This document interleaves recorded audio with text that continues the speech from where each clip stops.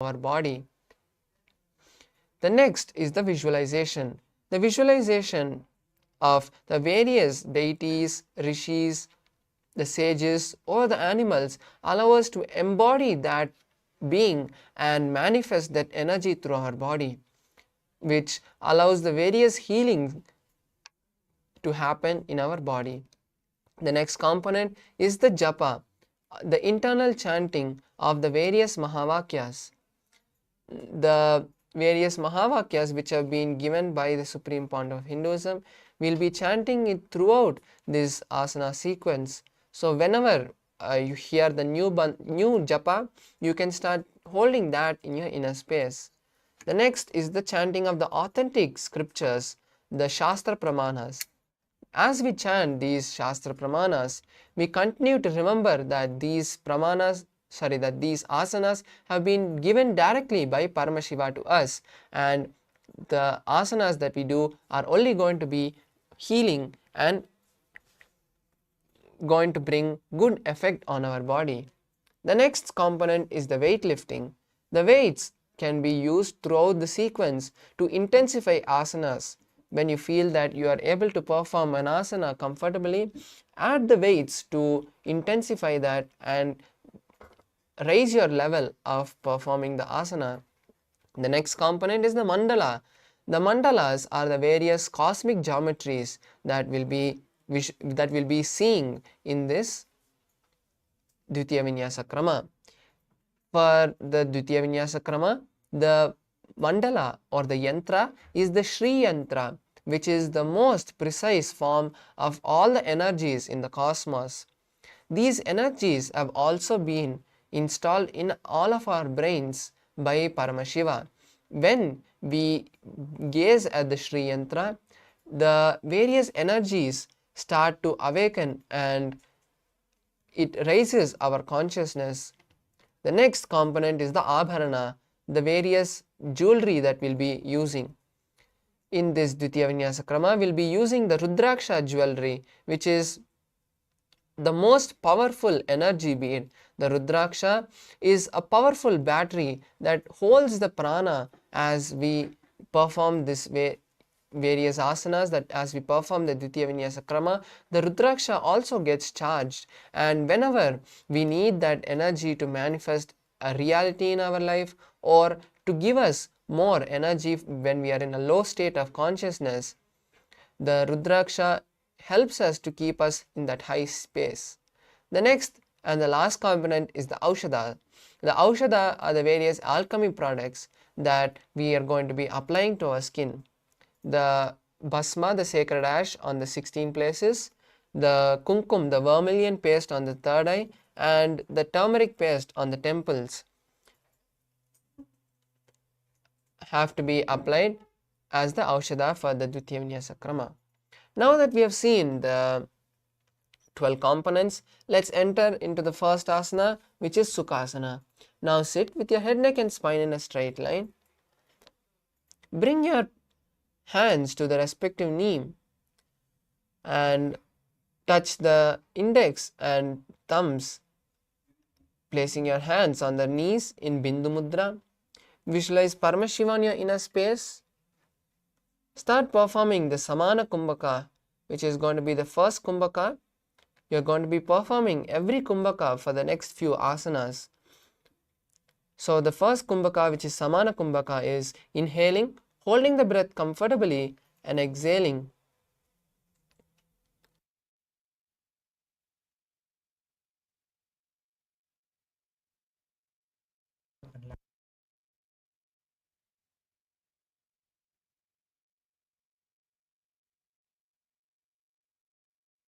You'll be performing the Samana Kumbhaka, which is inhaling, holding the breath as you visualize the intense gastric fire, the Jataragni in your stomach, and then exhale. Hold the first japa Soham and perform the Mahamudra Bandha for this asana. तत्सुखासनमित्युक्तम् अशक्तस्तत्समाचरेत् आसनं विजितं येन जितं तेन जगत्त्रयम्. Next asana is Parvatasana. Now place your feet on the opposite thigh in Padmasana and bring your hands to the heart center as you raise them above the head. Visualize the Mount Kailash and perform the Mahamudra Bandha. अथ भक्षे महादेव पर्वतासनमङ्गलं यत्कृत्वा स्थिररूपी स्यात् षट्चक्रादिविलोपनम्.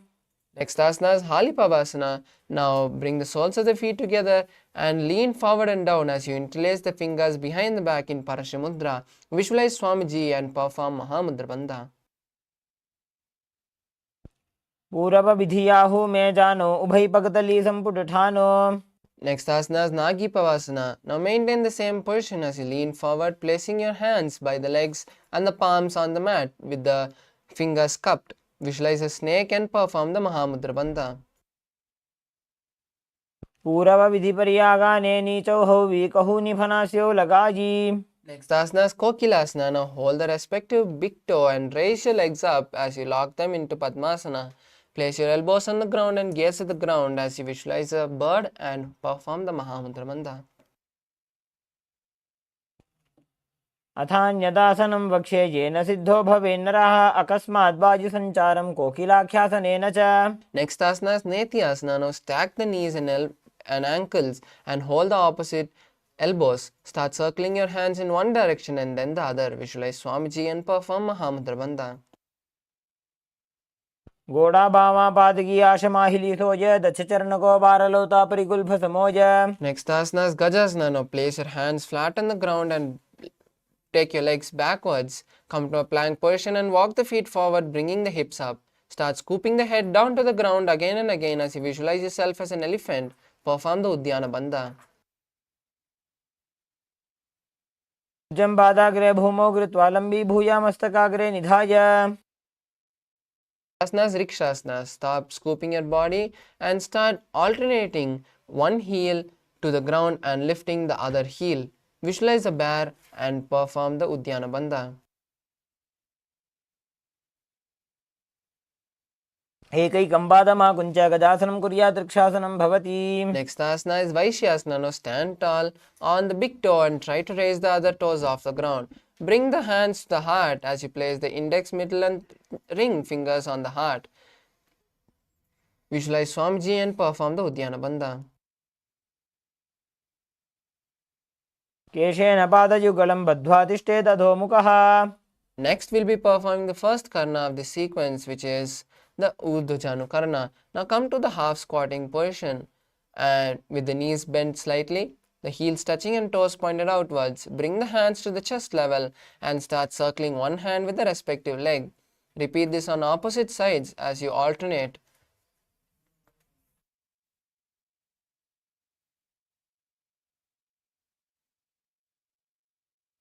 Next asana is Balalingasana. Now interlace the fingers from the inside out in Sarvavashankari Mudra and pull one leg towards the heart, towards the chest. Hold the raised knee with the hands and visualize caressing a baby as you continue to perform Mahamudra Bandha. एकं जानुरसि आलिङ्ग्य स्थातव्यं बाललिङ्गनं भवति.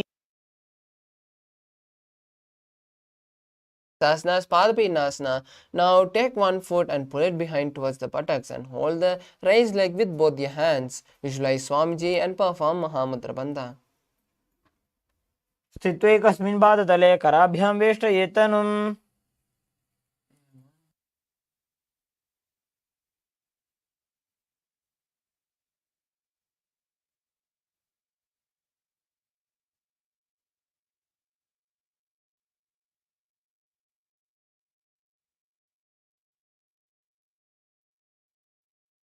Next asana is Natarajasana. Now hold one leg with the respective hand from the inside and pull it back and upwards. Lean the body forward and down as you raise the opposite hand and place it in Bindu Mudra. Visualize yourself as Nataraja as you perform the Samana Kumbhaka.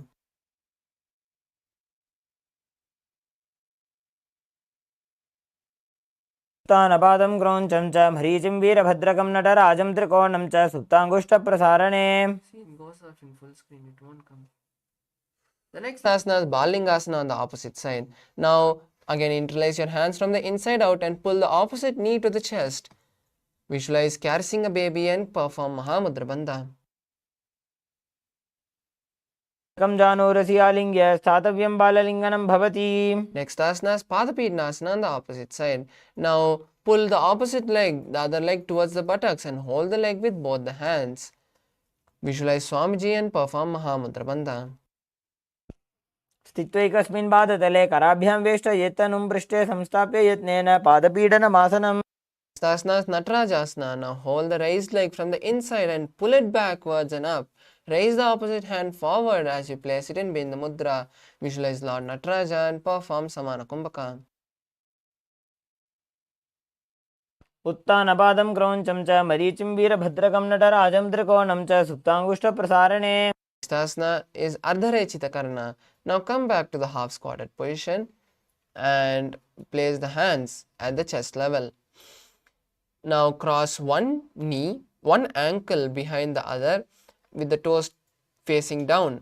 Now with the respective hands start performing a pendulum motion, and then place that hand on the nose and then uncross the ankles and do this on the opposite side.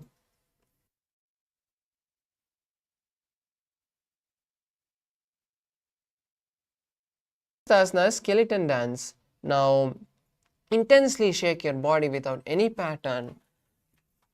Visualize yourself as a complete bone structure.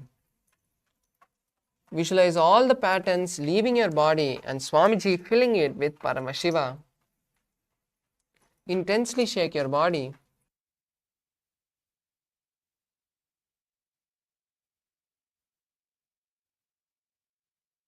Relax. The next asana is the Karna. Now come to the half squatted position with your heels touching and toes pointed out. Bring your hands above the head, crossing the palms, crossing the wrist and keeping the palms facing forward. Now open your hands wide as you turn to one side and cross them again as you come to the center. Turn to the opposite side and open your hands wide. Do this again and again on both the sides.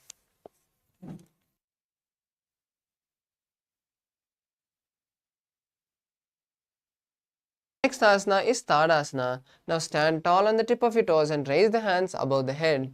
Keep the elbows straight and visualize yourself as a palm tree and perform Mahamudra Bandha. महामुद्राबद्धकोनो ताडासनविभेदकान् विनोतानं सदा कुर्यादन्तर्पत्नीपतिप्रिया. Next asana is Uttanasana. Now lean forward and down, placing the hands by the legs and trying to touch your knees with the forehead. Visualize Swamiji and continue to perform Mahamudra Bandha. मुद्राबद्धकोनो ताडासनविभेदकान् विनोतानं सदा कुर्यादन्तर्पत्नीपतिप्रिया. Next asana is Tarakshvasana. Now come to a plank position with the hands shoulder width apart. Lock your chin to the chest in Jalandhara Bandha and turn it from side to side. Visualize Swamiji and perform the Jalandhara Bandha as you hold the new japa Shivoham in your inner space. गजासनवस्थित्वा मस्तकं वारं वारं दक्षिणकुक्षिं सव्यकुक्षिं नजेत् तरक्ष्वासनं भवति. Asana is Bhujangasana. Now bring your body to the ground and keep your hands by the chest. Slowly raise your upper body with the strength of the lower back and open your mouth wide, inhaling through the hollow of your throat in Bhujangani Mudra. Visualize yourself as a snake.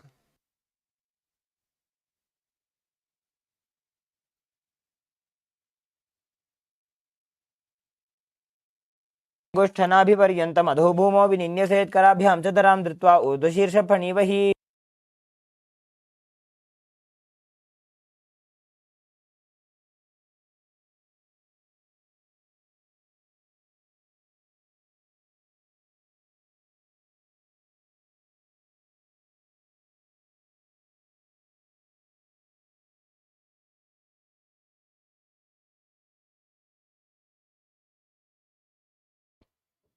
The next asana is Shashasana. Now come back to a tall plank position and start alternating one knee towards the chest, back and forth. Visualize Swamiji and start performing Saja Kumbhaka, which is inhaling and exhaling comfortably.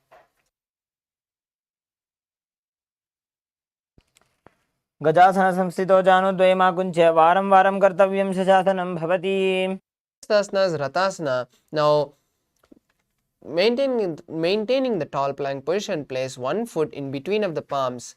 Alternate bringing the feet between the hands and visualize yourself as a chariot.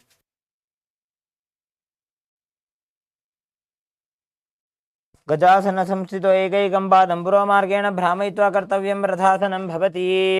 Asana is Virabhadrasana. Now place one leg forward and the other leg back.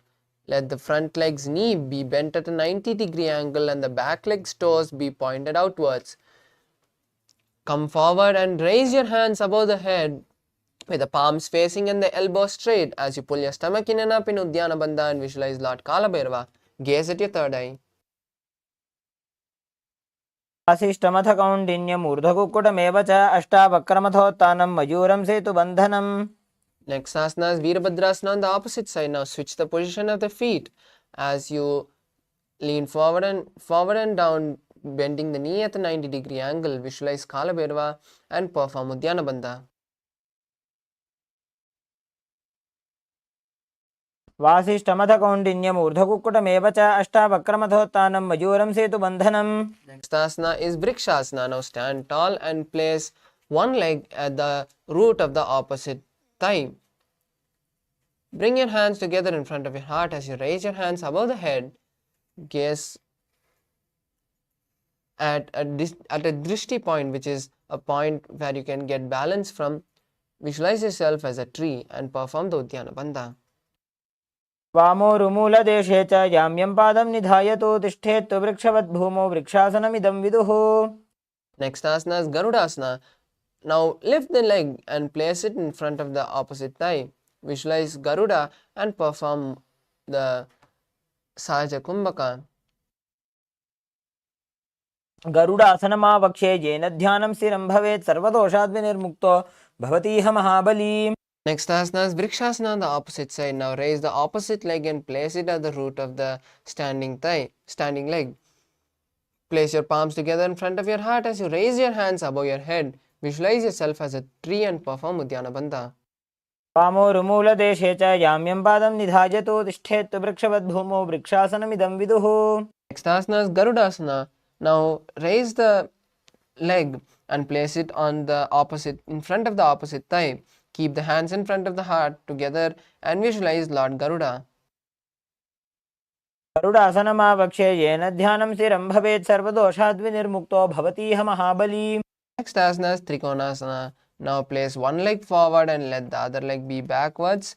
Let the front leg's toe be pointed forward and the back leg's toes be pointed sideways. Next, raise your hands parallel to the ground and lean forward and down, placing your hands by the front leg. Gaze at the sky and visualize yourself as a triangle. उत्तानपादं क्रौञ्चं च मरीचिं वीरभद्रकं नटराजं त्रिकोणं च सुप्ताङ्गुष्ठप्रसारणे. Next asana is Trikonasana on the opposite side. Now switch the position of the feet and lean forward and down, placing your hands by the front leg. Visualize yourself as a triangle.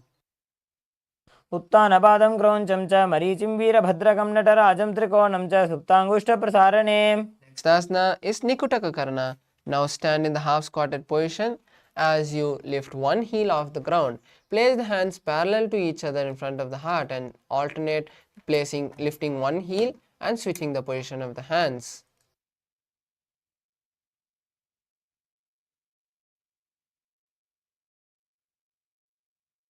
Asana is Angushtasana. Now from the standing position, sit down on your heels.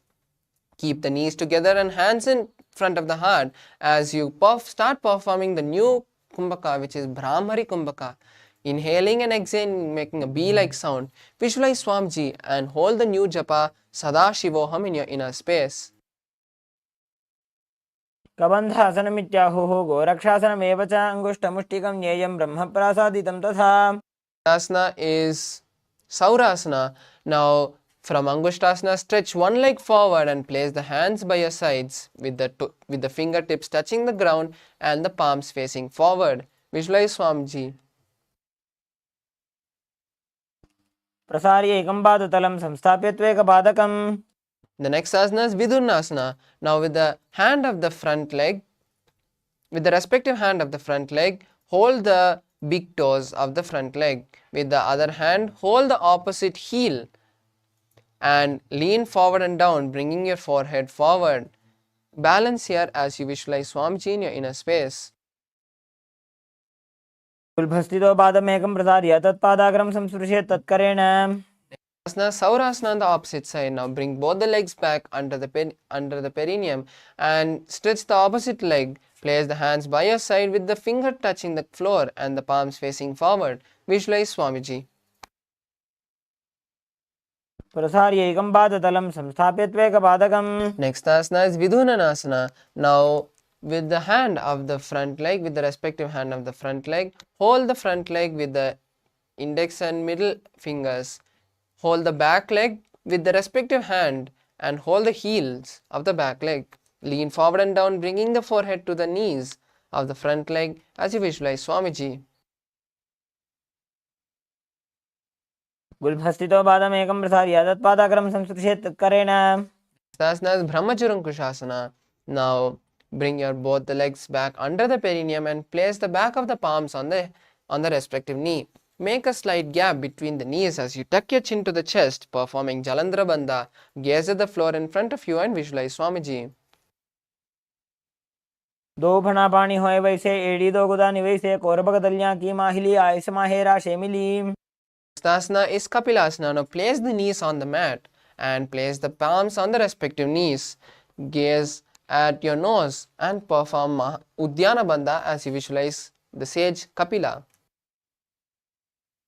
उभय पगदली जमटारावे तिनकी माहिली core मिलावे Next asana is Bhadra Gorakshasana. Now maintain the same position as you just switch the gaze to the third eye. Visualize Swamiji in your inner space. दो पगदली समट करे core वारली भूपर इधरे Next asana is Suryasana. Now lift your knees off the ground and keep the soles touching. Place your little fingers and thumbs together as you open your palms wide in making your hand into a lotus. Stretch your hands above the head and gaze to the gaps of your palms as you visualize Lord Surya and perform Udyana Bandha. एड़ी दो गुदा तरियाने फना पानी बैठक पुनिठाने घोड़ा जंग अधर करी रहे आड़े वाम इसी विधि गहे Asana is Mandukasana. Now place the feet, the toes flat on the ground and sit on your heels. Keep the hands on top of the respective knees and lift your tongue and bend it, pressing your tongue on the upper palate. Performing Manduki Mudra. Gaze to the third eye and visualize yourself as a frog. पादतलो पृष्ठदेशे अंगुष्टे द्वे च संस्पृशे जानुयुग्मं पुरस्कृत्य साधयेन् मण्डुकासनम् The next asana is Uttana Mandukasana. Now maintaining the same posture, lift your hands above your head and cross them, touching the opposite shoulder behind your back. Visualize yourself as a frog and perform Udyana Bandha. मण्डुकासनं मध्यस्थं कूर्पराभ्यां धृतं शिरः Asana is Simhasana. Now cross your ankles and sit on your heels. Place your hands on the respective knees. Lean forward and down, exhaling forcefully as you stick your tongue out. Visualize yourself as a lion and gaze at the nose. दक्षिणं सव्यगुल्फेन दक्षिणेन तदेतरं हस्तौश्च जान्वो संस्थाप्य साङ्गुली च प्रसार्य च Relax. Now uncross the ankles and sit on the heels with the toes flat. Place your hands on the cross your hands behind your back, holding the opposite big toe with your index and middle fingers in Prana Mudra. Tuck your chin to the chest in Jalandhara Bandha and visualize Swamiji. गुल्भौ च वृषणस्याधः स्याधो व्युत्क्रमेण समाहितः पादाङ्गुष्ठोकराभ्यां च धृत्वा च पृष्ठदेशतः Next asana is Kakabhusandhyasana. Now come to a squatting position with your feet together and toes wide apart. Now from the inside out, wrap your legs and try to lock your hands behind the back. Lean forward as you gaze at the nose and visualize a crow. प्रथमे वेसकौ कटठाने दोवुः तपकमी च आने Next asana is Kanipavasana. Now place your hands on the ground shoulder width apart and place the knees behind the respective hands near the armpits. Slowly lean forward as you lift your body off the ground and balance on the hand. Visualize Swamiji in your inner space. को गुण आशीदुष्टा होई तो आछी होई Next asana is Kapalyasana. This is an inverted asana. So, I request all the participants who have any injuries like the shoulder or back injury or any other terminal disease to not perform these inverted asanas. If you want to perform, you can get the consultation of your doctor and then perform these inverted asanas. For the rest of the participants who are trying this, you can take the support of a wall or a partner to perform this asana. Now place your hands shoulder width apart and place the crown on the mat. Now slowly walk your legs forward, placing your knees on the hands. Slowly raise your legs off the ground, balancing with your legs straight. Visualize Swamiji.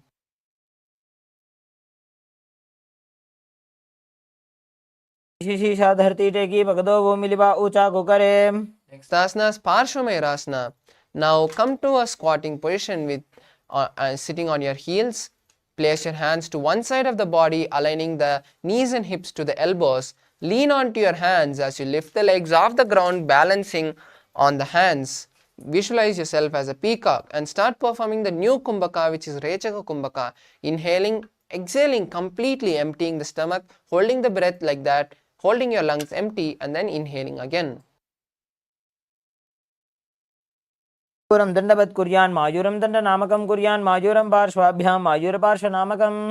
Next asana is Parshvamayurasana on the opposite side. Now place the hands on the other side of the body as you again lean onto your hands, stretching the legs to the side. Gaze at the third eye and visualize a peacock. दंडवत कुर्यान मायूरम दंड नामकम कुर्यान मायूरम पार्श्वाभ्याम मायूर पार्श्व नामकम. Next asana is Bhairaganathasana. Now come to a plank position. Bring one leg forward as you place the knee by the elbow and the leg between the hands. Lean forward and down as you gaze at the third eye and visualize Bhairaganatha.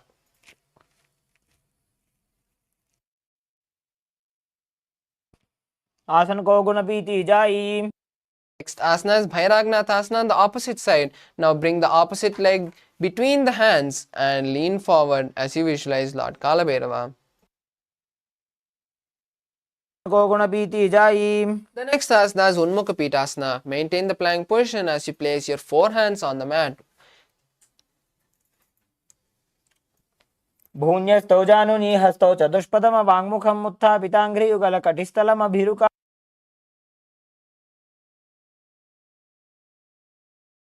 Asana is Vashishtasana. Now from the tall plank position, roll onto one hand.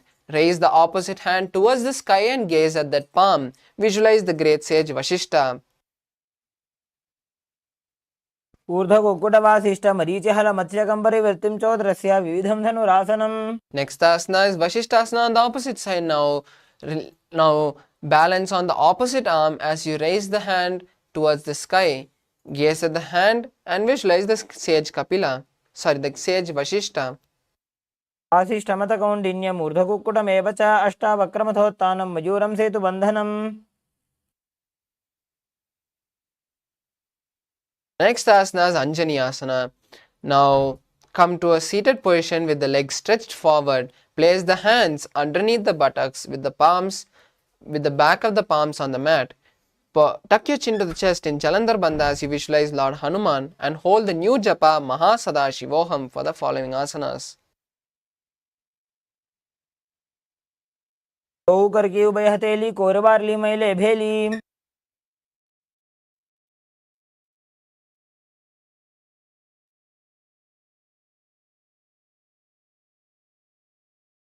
Next asana is Pachimatanasana. Now hold the respective leg with the hand, with the index and middle fingers of the hands and lean forward and down, placing your forehead on the knees. Visualize Swamiji and perform Mahamudra Bandha. जानो परिललाटन्तो पश्चिमं ताणमुच्यते येन केन प्रकारेण सुखं धार्यं च जायते. Next asana is Ugrasana. Now interlace your hands behind the head as you lean forward and down, placing the forehead on the knees with the elbows beside the legs. Visualize Kali and perform the Mahamudra Bandha. पाणिभ्यां दृढं धृत्वा जानोपरि शिरोन्यसेतासनोऽग्रमिदं प्रोक्तं भवेदनिलदीपनम्. Asana is Marichi Asana. Now bring one leg towards the perineum and keep the knees up. Wrap the knee around and interlace your hands behind the back, bringing your forehead to the knees. Visualize the great sage Marichi. उत्तानपादं क्रौञ्चं च मरीचिं वीरभद्रकं नटराजं त्रिकोणं च सुप्ताङ्गुष्ठप्रसारणे. The next asana is Mahamudrasana. Now rest the knee on the ground and hold the stretched leg with both the hands, leaning forward and down, placing the forehead on the knees. Visualize Swamiji and perform Mahamudra Bandha. महामुद्रां प्रवक्ष्यामि तन्त्रेऽस्मिन् मम वल्लभे. Next asana is Marichi Asana on the opposite side. Now place the opposite leg by the perineum with the knees up. Wrap the knee around and hold the hands behind the back. Bring your forehead to the knee and visualize the great sage Marichi. उत्तानपादं क्रौञ्चं च मरीचिं वीरभद्रकं नटराजं त्रिकोणं च सुप्ताङ्गुष्ठप्रसारणे. The next asana is Mahamudrasana on the opposite side. Now rest the raised knee on the ground and lean forward and down, holding the stretched leg with both the hands. Visualize Swamiji and perform Mahamudra Bandha. महामुद्रां प्रवक्ष्यामि तन्त्रेऽस्मिन् मम वल्लभे जां प्राप्य सिद्धा सिद्धिं च कपिलाद्यः पुरागताः.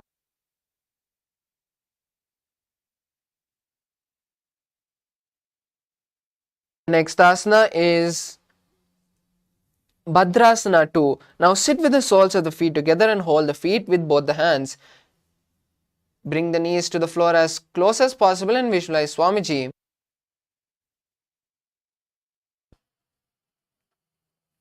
गुल्भौ तु वृषणस्यादः सीवन्त्याः पार्श्वयोः क्षिपेत पादपार्श्वे तु पाणिभ्यां दृढं बद्ध्वा सुनिश्चलम्. Next asana is Gwalipavasana.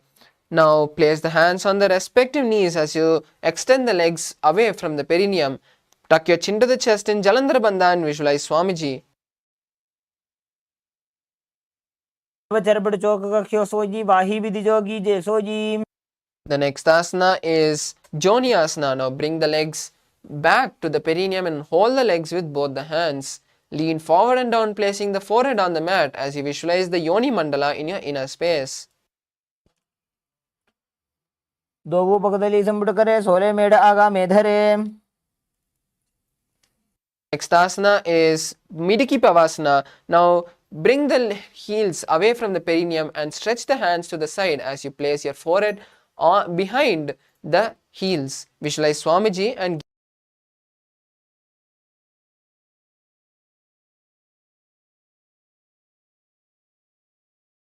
asana is Siddha Samadhi Asana. Now sit and keep the toes with the toes together and the heels apart. Place the hands underneath the shins and bring the head towards the ground as you place the toes on the neck. Visualize Lord Surya and gaze at the nose. दोवु पकदली संपुट करे सोले मेढ आगा मेधरे. Next asana is Chinaki Pavasana. Now hold the respective leg with the hands and open the feet like a book. Place the elbows on the knees and lean forward. Visualize Swamiji and gaze at the nose.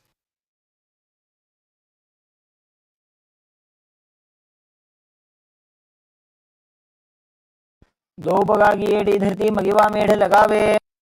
Next asana is Charpata Chokasana. Now place the hands on the respective knees and slightly push them towards the ground. Pull your stomach in and up in Uddiyana Bandha and visualize Swamiji.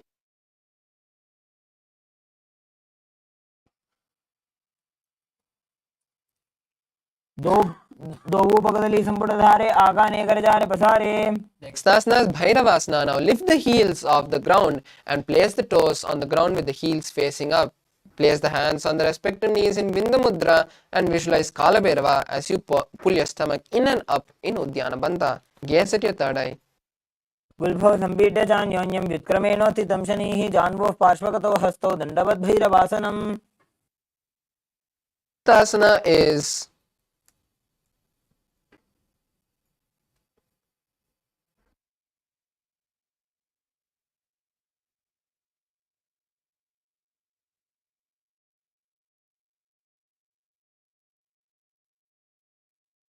समानासनमापक्षे सिद्धमन्त्रादिसाधनात्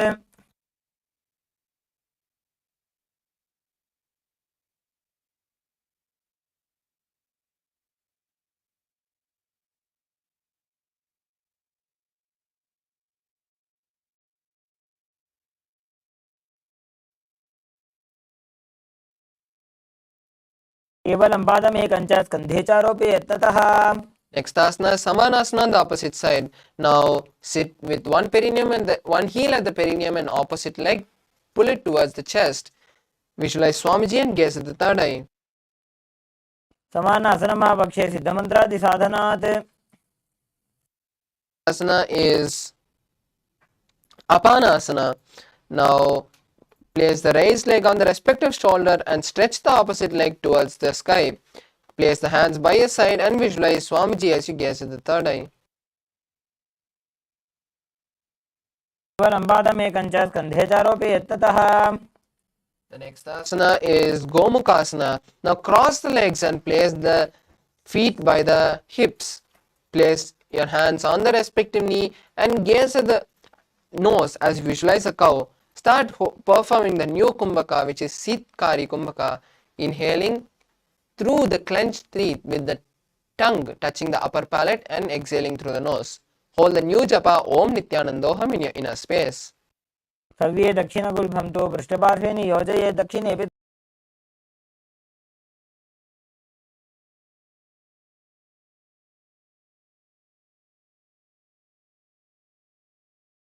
Fingers. Pull your stomach in and up in Uddiyana Bandha as you visualize Swamiji in your inner space. As you visualize Rishika Anusuya in your inner space. घोड़ों नीचे उठाने, बाहों ताके ऊपर आने. Next asana is Anusuyasana 2. Now interlace the hands behind the back and lean forward and down, bringing the nose to the floor. Visualize Rishika Anusuya and gaze at the nose. जीवना घोड़ा की संधि, ऊपर डाबा घोड़ा की संधि. Next asana is Garudasana 2. Now sit on the ground with one heel at the perineum and the opposite leg flat with the knee to the chest. Place the hands on respective knees and visualize Garuda as you gaze at the nose. Next asana is Naradasana. Now sit on the heel which was touching the perineum and interlace the hands behind the neck, turning outside of the raised knee. Visualize the sage Narada and gaze at the third eye. Next asana is Matsya.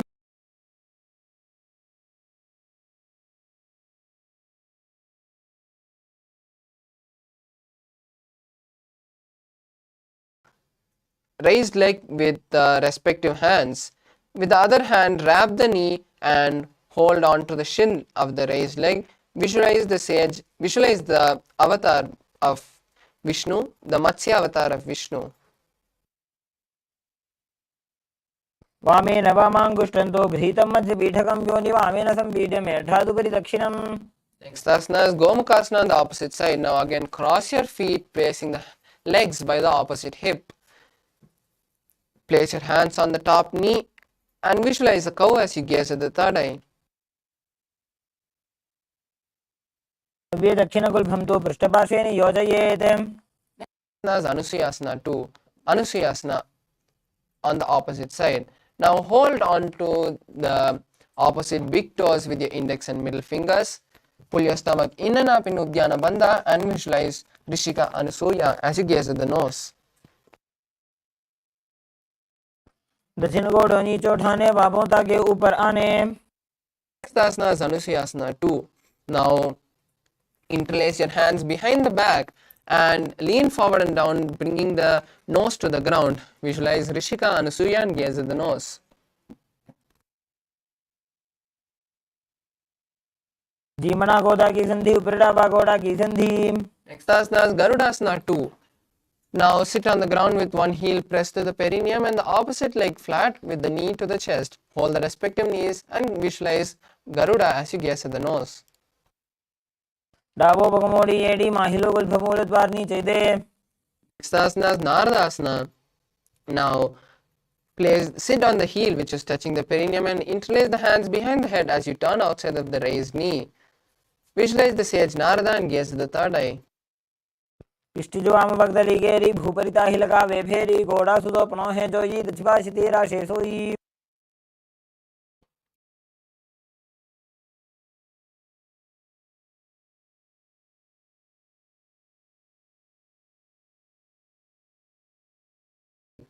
Which is the raised leg. Hold the hand of the raised leg, hold the toes of the raised leg with the respective hand and wrap the hand around the knee and hold the shin of the raised leg. Visualize Matsya, the fish avatar of Vishnu, and gaze at the nose. नवामांगुष्टन्तो गृहीतं मध्य पीठकं योनि women संपीड्य मेढ्रातुपरि दक्षिणम्.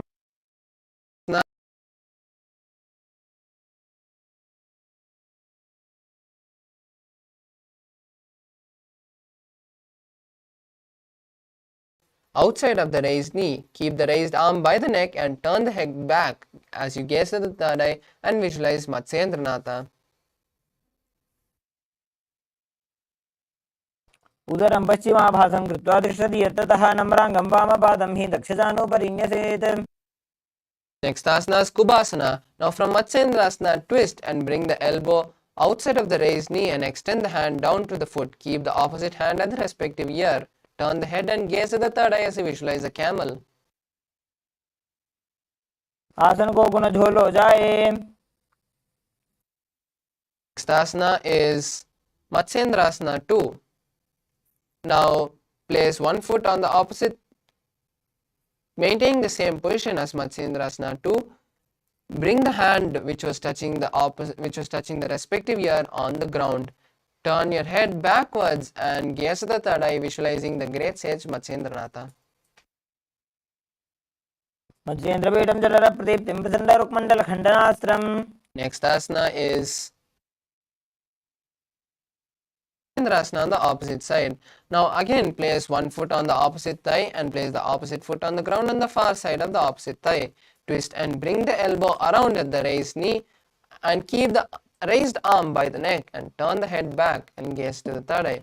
Visualize the great sage Matsyendranatha.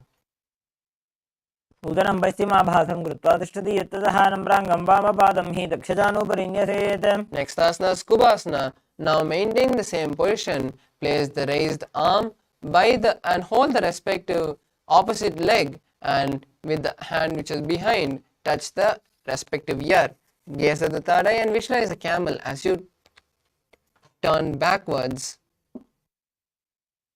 आसन को गुण झोलो जाए. Asana is Matsyendrasana 2. Now place the hand, maintaining the same position, place the hand which was touching the respective ear on the ground. Visualize the great sage Matsyendranatha and gaze at the third eye. मत्स्येन्द्रपीठं जलरप्रदीप्तिं प्रचण्डरुक्मण्डलखण्डनास्त्रम्. Next asana is Padmasana. Now place the hands on the opposite thighs and engage all the three bandhas. Gaze at the nose and visualize Lord Shiva. Start holding the new japa Om Nithyananda Mahasadaशिवोहम as you perform Sitali Kumbhaka, inhaling and through the teeth by touching the tip of the teeth with the tongue and exhaling through the nose. आसनं द्विधं प्रोक्तं पद्मं वज्रासनं तथा ऊर्ध्वोरुपरि चेत् धत्ते उभे पादतले यथा. Next asana is Padmasana 2. Now from Padmasana, hold the respective legs, big toe with the hands. Visualize Goddess Parvati and gaze at the nose. उत्तानौ चरणौ कृत्वा संस्थाप्योपरि जानुनोः.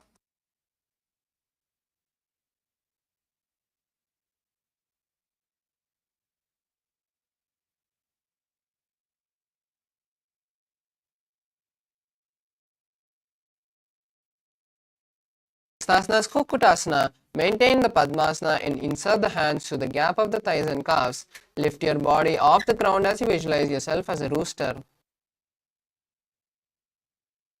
पद्मासनं सुसंस्थाप्य नान्वोरोरन्तरे करो निवेश्य भूमावासिष्ठे द्योमस्तकुक्कुटासनः. Next asana is Bhaddakekiyasana. Now from Padmasana, raise onto the knees Place the palms on the mat and lean forward, placing the navel on the elbows. Slowly lift your body off the ground and balance on your hand. Visualize Swamiji in your inner space and perform Saja Kumbhaka.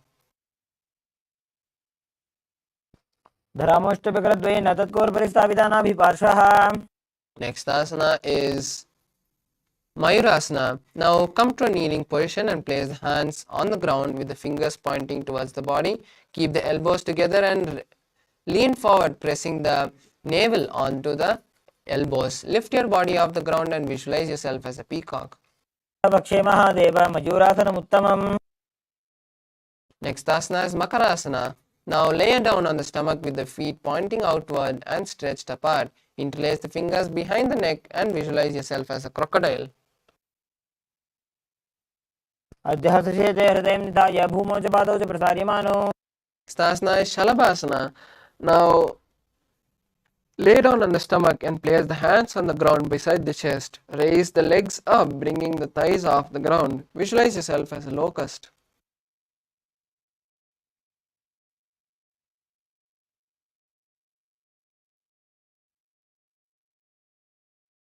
Asana is Ushtrasana.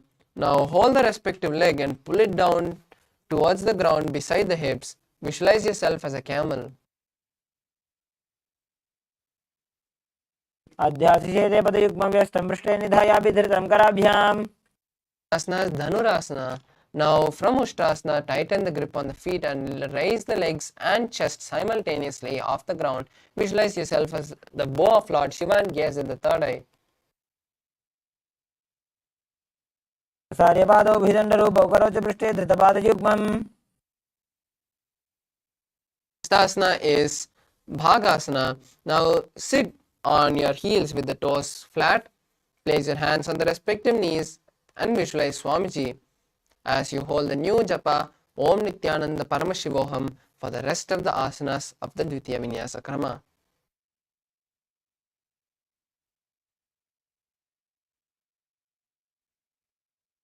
उल्टा मोड़ी पाँव दो वैसे बहुरो जुगती करे एक ऐसे. Next asana is Gohyasana. This is the inverted asana, so you can take the support of the wall or a partner. Now from a kneeling position, place the forearms on the ground and interlace the fingers. Place the crown of the head on the interlaced palms and slowly walk your feet forward, stacking the hips over the shoulders. Kick the legs off the ground and balance there with the knees bent. Visualize Swamiji and gaze at the nose. दो हाथ की कहुनी जोई पुनः कलाई जाने दो. Asana is Shirsasana. Now from Gohyasana, extend the legs forward and towards the sky, straightening the knees. Visualize Swamiji and gaze at the nose. विपरीतं मण्डलं च द्विधैव विदितं हिनः. Next asana is Podhyasana. Now come to a seated position and place the hands behind the calf. Stretch the legs up and bring the forehead towards the knees, coming to a vertical position. Visualize Swamiji and start performing Bhastrika Kumbhaka, which is intense exhalations and inhalations. Visualize Swamiji and perform the Bhastrika Kumbhaka.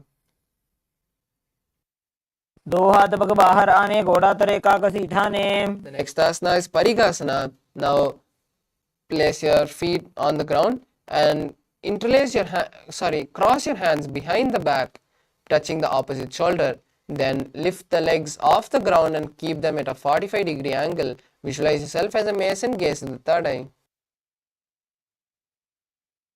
उत्तानशयनं कृत्वा पादौ मिलित्वा प्रसार्य. Next asana is Naukasana. Now rest your legs on the ground and keep your hands by the hips for support if you need, or keep your hands parallel to the ground. Slowly extend your legs up and out at a 45-degree angle and visualize yourself as a boat as you gaze at the third eye. उत्तानशयनं कुर्पराभ्यां भूमिं वष्टभ्याम्. Asana is Rudrasana. Now keep the soles of the feet together and scoop the hands under the feet, raising the legs towards the chest. Gaze at the nose and visualize Lord Rudra. पकतली संपूट करी हाथ से पक ऊंचाई. The asana is Uddmukha Pitasana 2. Now lay down on the back with the feet flat on the ground. Place the palms down beside the heels and lift the hips up, locking your chin to the chest in Jalandhara Bandha. Visualize Swamiji and gaze at the nose. ऊर्ध्वे च जानुनी कृत्वा शवित्वोर्ध्वमुखं तथा उत्थाप्य हस्तौ तिष्ठेत्तो पीठ उन्मुखनामके. The next asana is Shavasana. Now lay on the ground, completely relaxing all the muscles of your body. Place your palms by your side with the palms facing forward. Visualize Swamiji and see the Kundalini travel from the root center to the crown center in Shakti Chalana Mudra, completely unclutched from your body.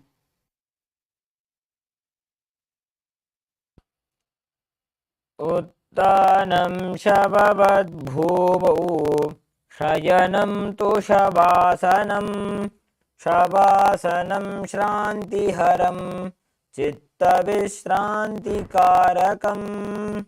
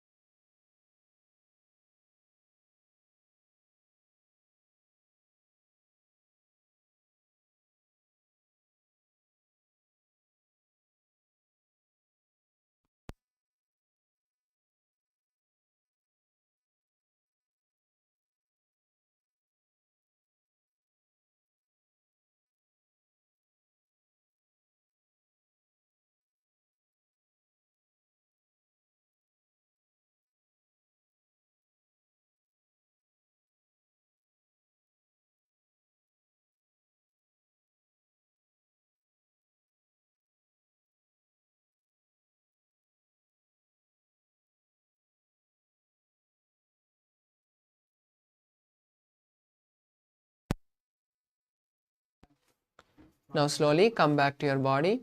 Start shaking your ankles and legs, your hands. Slowly bring the knees to the chest and wrap your legs with your hands. Rock from side to side and come to a comfortable seated position. You have successfully completed the first 108 asanas of this sequence. Now let's perform the first asana of the next 200 asanas, which is the Yathashanishtasana. Now be in a comfortable position, comfortable seated position. Place your hands on the knees and place your fingers in Bindu Mudra, which is touching the thumbs and index fingers. Visualize Swamiji. Start performing the Kumbhaka for the following asanas, which is Samana Kumbhaka. Inhaling, holding the breath and exhaling as you visualize the intense gastric fire happening in you. Hold the japa Om Nithyananda Paramashivoham for the rest of the asanas and visualize Swamiji. पर्यङ्कं तत्समाख्यातं यतसंस्थं यथा स्थितिः. The next asana is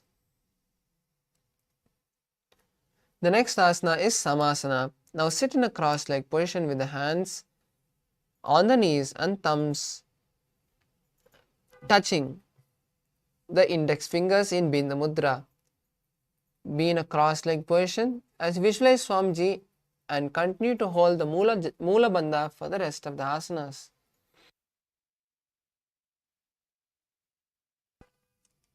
इदानीं गर्भिणीनां योगाभ्यासो यथा लघु. Next asana is Muktasana. Now place the left foot under the right leg and place the right leg on the left thigh. Place your hands facing downwards on top of the knees as you visualize Swamiji and gaze at the nose. पीड्यसीविनीं सूक्ष्मां दक्षिणेतरगुल्फतः. The next asana is Siddhasana. Now maintain. Just switch the gaze to the third eye and visualize Swamiji.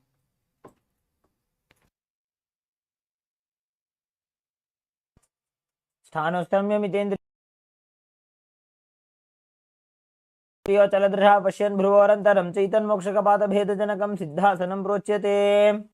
The next asana is Siddhyasana. Now maintain the same posture as you switch the gaze to the ground in front. Mudra Bandha.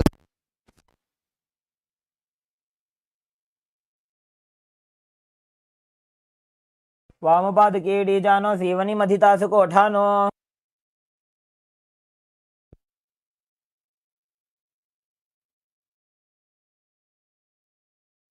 The next asana is Siddhyasana.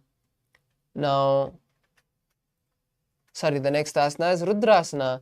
Now maintain the same posture as you roll your hands and place your fingers in Bindu Mudra.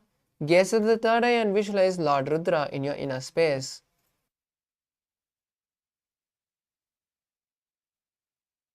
वामचरण परिदक्षिण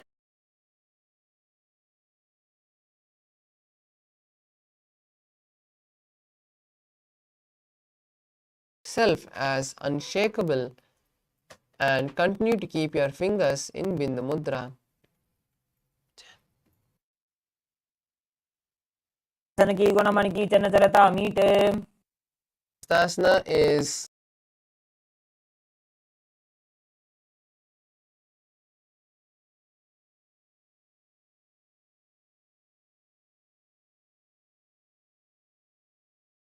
inner space and continue to perform the Samana Kumbhaka. ऋजुकाय समाधीन सिद्धासनमुदीरितम्.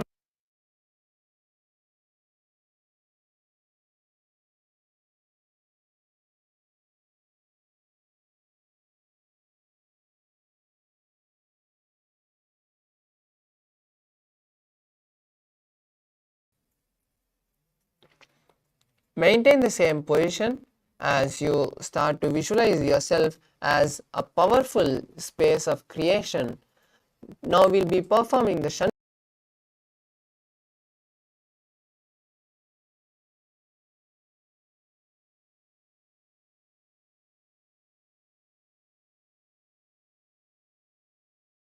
and the ears with the thumbs.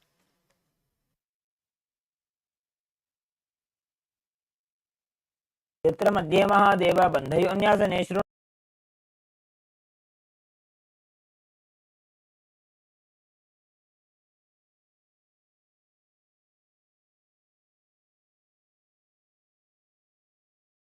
Now continue to maintain the same position as you also keep the fingers in Bindu Mudra. Visualize yourself as a space of bravery and continue to perform the Samana Kumbha.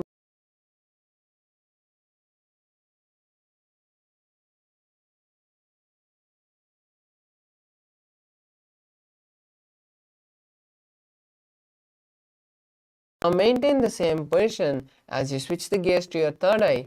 Visualize the great sage Valmiki in your inner space. तावा पगगी बगदली पुनी AD है जो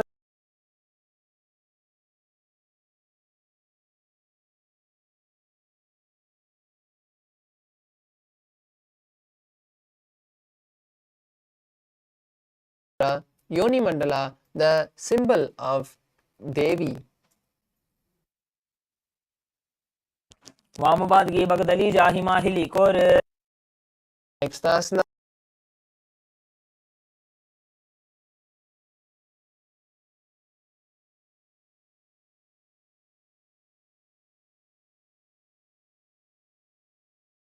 Same posture. Switch the gaze to the third eye as you continue to visualize the Yoni Mandala.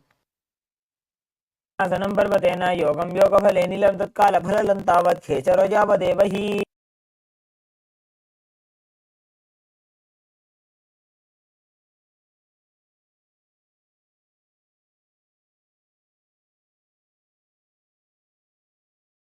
Is the nose. गुल्भौ च वृषणस्यादः सीवन्त्याः पार्श्वयोः क्षिपेत् Next asana is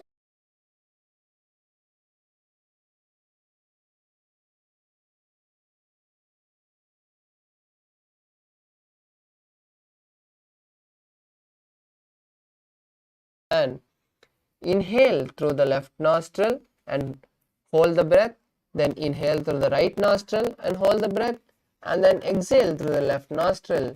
Repeat this on the other side.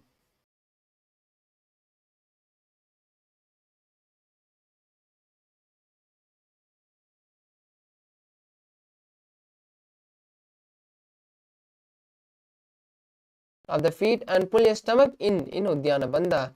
Visualize yourself as a female elephant and gaze at the nose. ग्वाली पाव आसन कक्यो है जैसे Yahoo में जाने विधि तैसे Next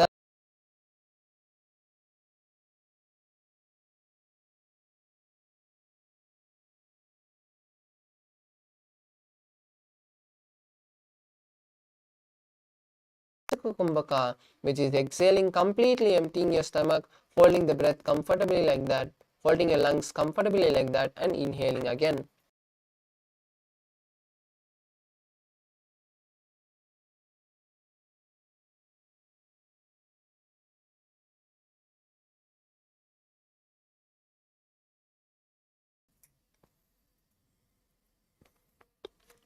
Now interlace the fingers around the feet with the soles together.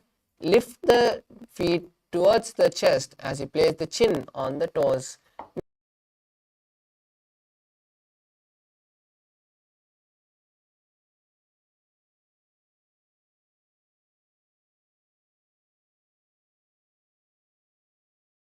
As Uddharasana. Now keep the soles of the feet together and scoop the hands from under the feet. Lift the feet towards the chest and place the chin on the toes. Visualize your body free from disease and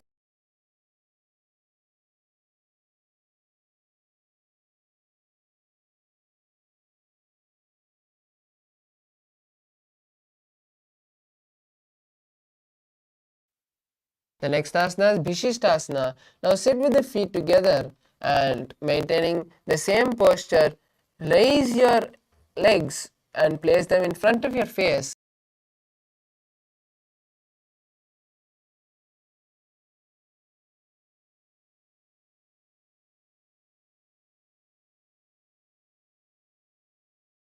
As Bhujasana.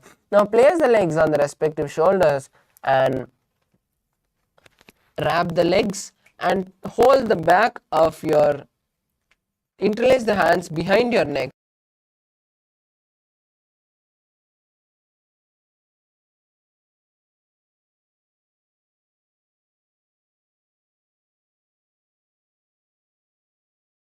Asana is Kalyanasana.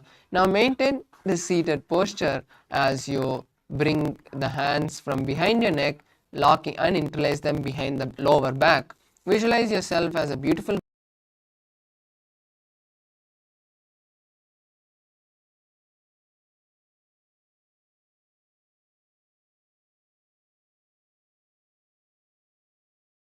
asana is Sankatasana. Now place one perineum underneath the heel.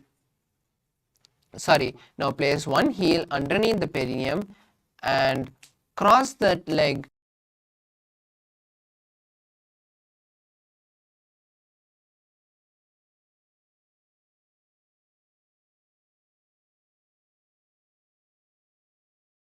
Jai Kumbhaka, which is inhaling and exhaling, making an ocean-like sound. वामपादं चितेर्मूलं संन्यस्य धरणीतले. Next asana is Dhenukasana. Now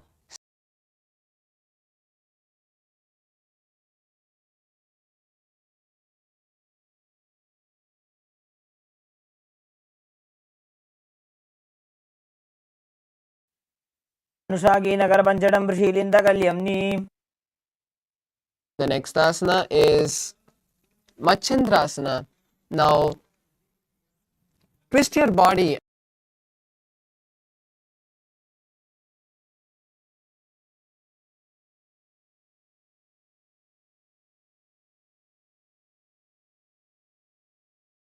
आने. The next asana is Machendrasana too. Now untwist the body and hold on to the opposite legs. Lean down and forward, placing the forehead on the ground. Visualize Swamiji.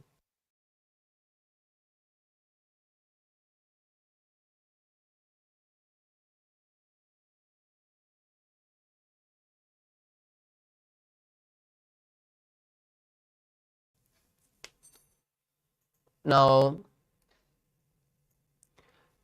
interlace your fingers and place them on the top knee. Visualize Swamiji in your inner space.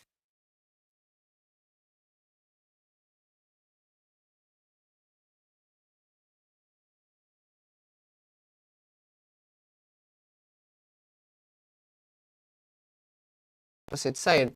Now place one heel underneath the perineum and cross that leg with the other leg, with the opposite leg. Place your hands on opposite knee.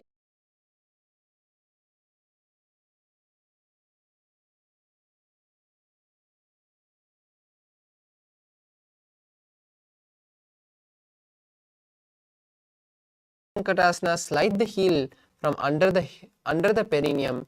Place the heels by the hip and pull the stomach in and up in Uddiyana Bandha. Visualize yourself as a cow. अनुषागीनकरपञ्चडं वृषी.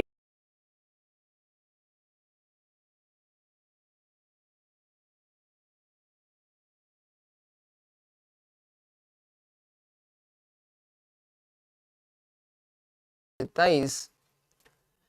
Visualize Swamiji and gaze at the third eye.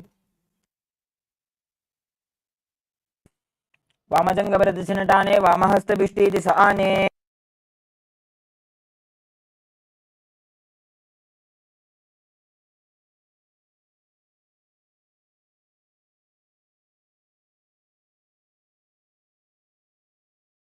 Lean forward and down and place your forehead on the mat. Visualize Swamiji in your inner space. Patanjali मनोच.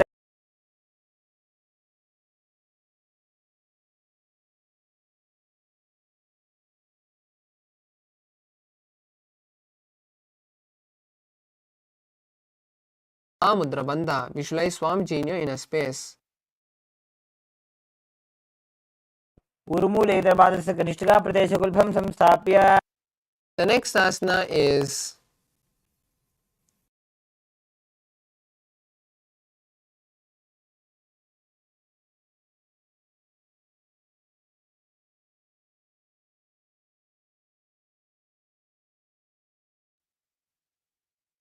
now sit with the feet flat on the ground and keep the knees against the chest. Hold the opposite knees and keep the thighs together.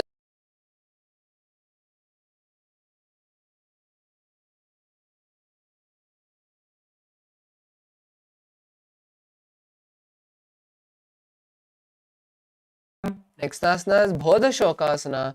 Now wrap the arms around the knees and hold on to opposite wrists. Place the chin in the gap of the knees and visualize being in an abode of bliss. Gaze at the nose.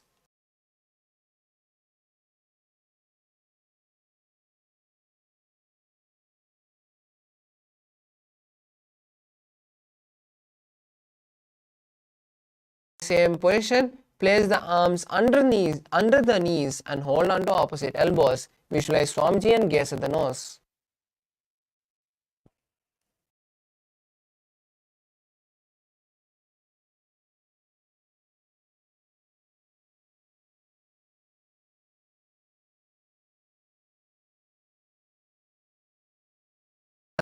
Now maintaining the same position, just cross the ankles. Visualize the great sage Sumati and gaze at the nose.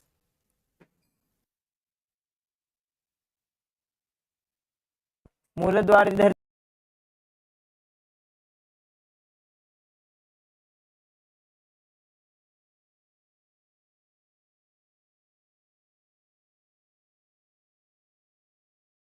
Fingers interlaced with the palms facing outside.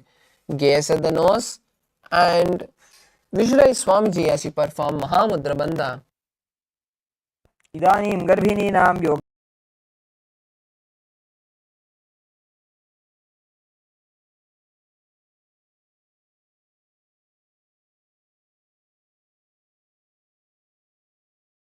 The index and middle fingers. Lean your chest forward and down, placing the head on the knees. Visualize Swamiji in your inner space and perform Nadi Shodhana Kumbhaka, which is inhaling and visualizing the prana travel from your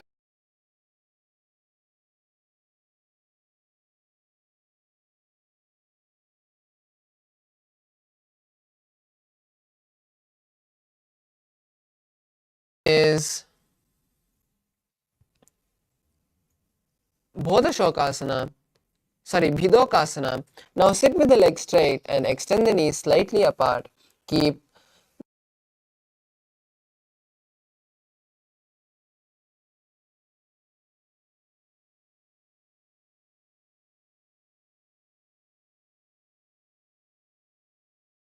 पावसारी कछको ऊर्धको कुरुडो डारे Next asana is Jalandhari Pavasana. Now extend both the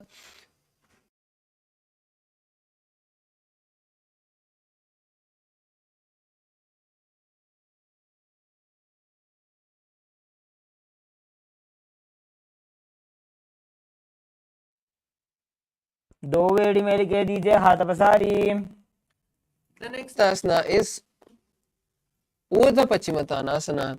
Now sit and extend both the legs.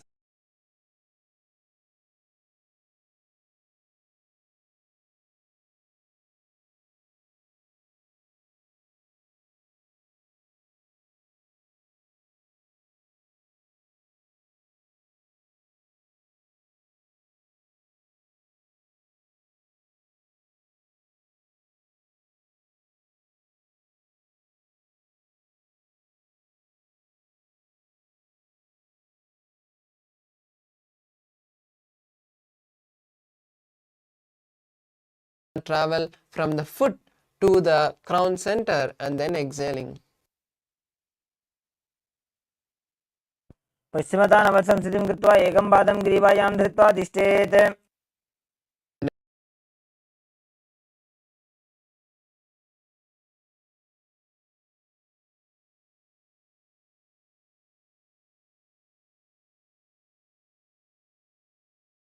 Visualize yourself as the eternal one. Gaze at the nose. उत्तानशयने एकैकं पायिग्रीवायां विन्यस्य The next asana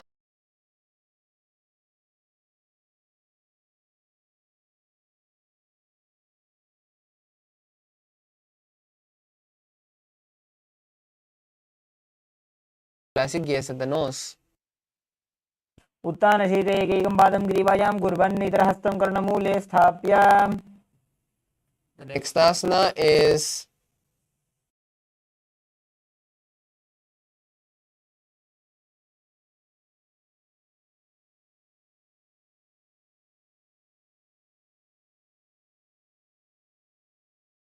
roll from the left to right. Visualize Swamiji.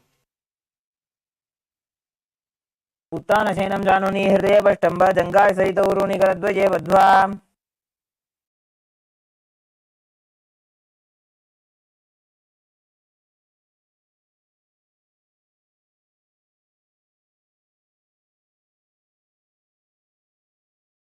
Now sit and extend both the legs out. Lift one leg and place it behind the neck. Lean forward and down, bringing the forehead to the knee as you visualize Swamiji in your inner space.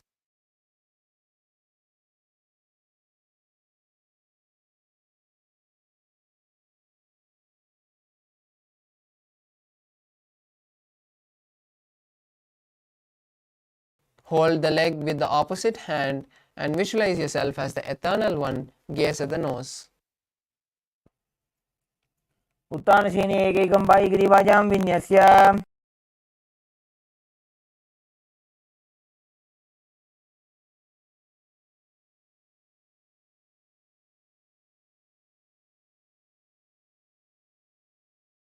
Rest on the elbow of the hand holding the foot. Visualize yourself having complete control and gaze at the nose.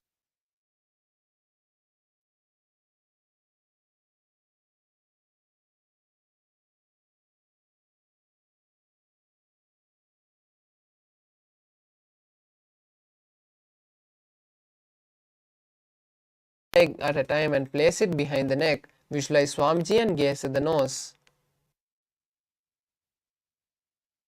पादाभ्यां वेष्टयेत् कण्ठं हस्ताभ्यां पृष्ठबन्धनम्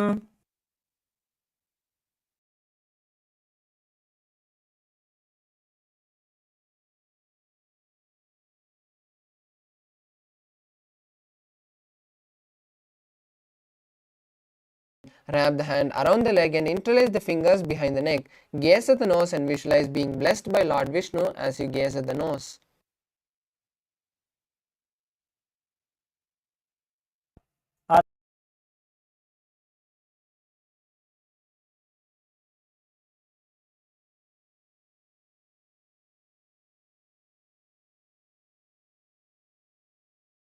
On the back, lift the knees and place them on the chest.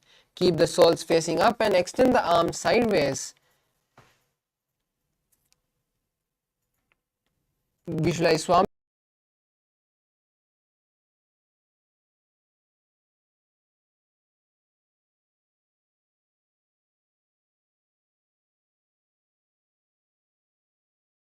is Jatara Parivritti, the sequence of Jatara Parivritti.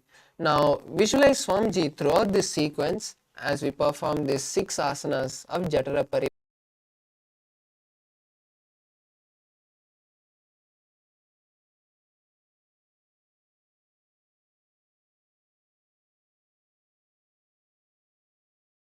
And the other knee bent on the ground by your side. Jatara Parivritti 2, keep both the knees bent to one side.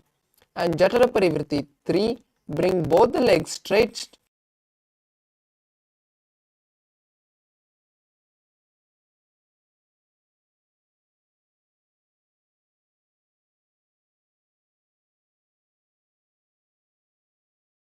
Jatara Parivritti on the one side. Now we'll be performing it on the opposite side.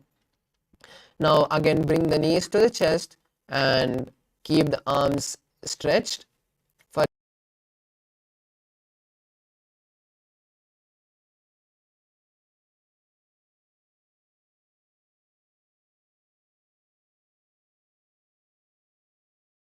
both the legs to one side and hold the leg with the hand. Turn the head to the opposite direction of the leg.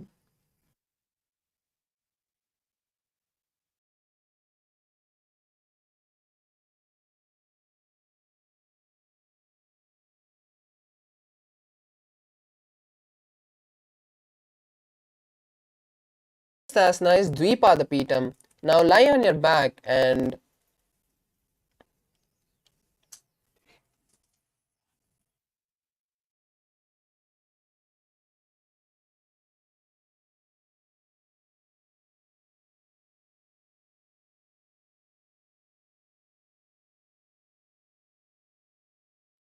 lay on your back with the knees flat on the mat and knees pointed upwards. Slowly hold the ankles and lift your hips off the ground, tucking your chin to the chest.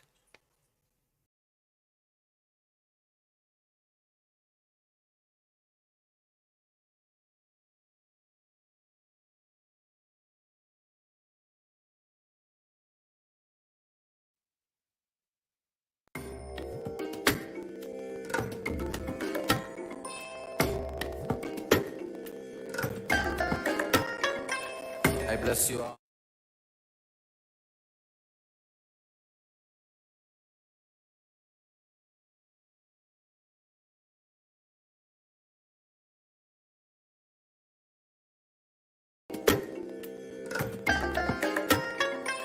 I bless you all.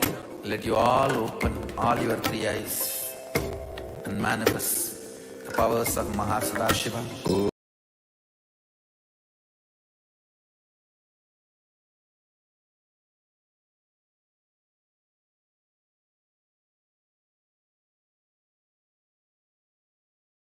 Paramashivoham. Om Nithyananda. Paramashivoham.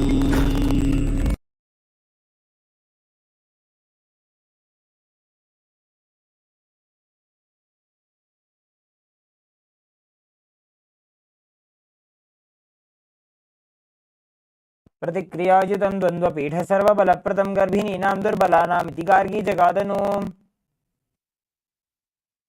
The next asana is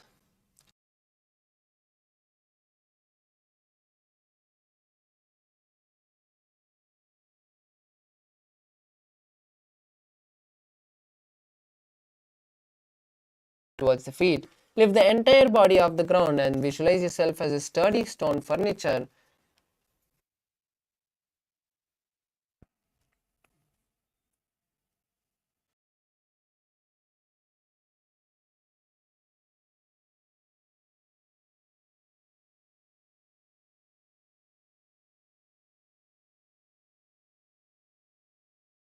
Pothanasana. Now lie on your back with the knees to the chest.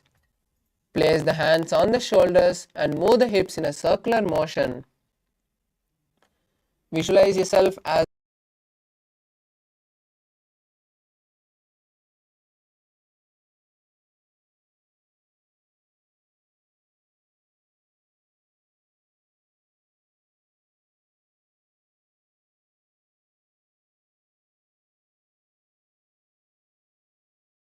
Next asana is Viparita Karani. Now lie on your back and raise the hips and legs towards the sky.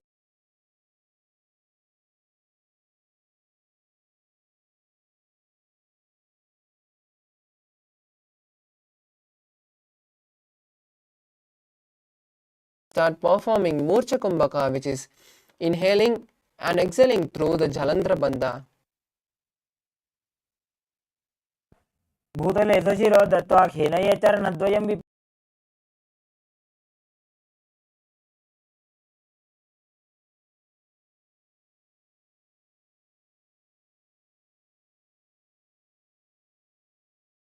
Space.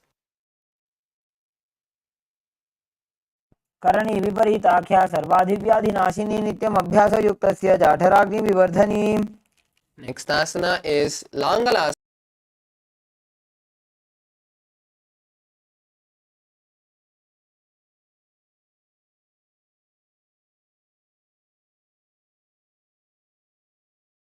flow. कंठेन भूमिं विष्टम्भः पादाग्रद्वयमूर्धमुन्नयेत्. Next,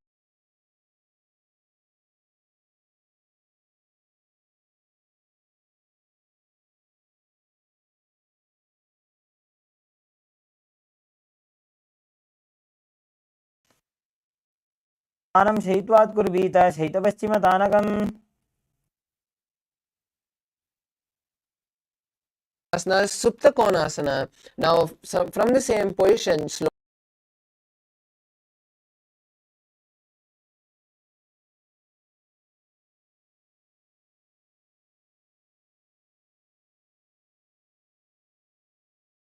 वृत्तिकुक्षिभागे त्रिधा हि परिकीर्तितः बद्धकोणं सुप्तकोणम् ऊर्ध्वकोणमथापि च. the next asana is Chakrasana. Now, bring the legs over top the head with the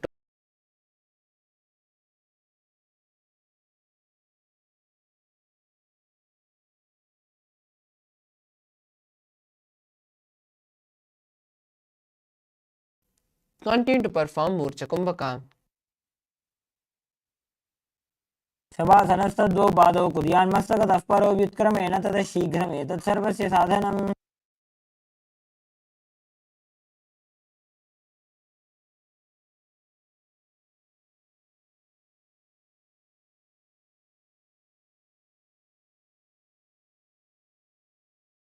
Open the legs wide as you visualize Swamiji in your inner space.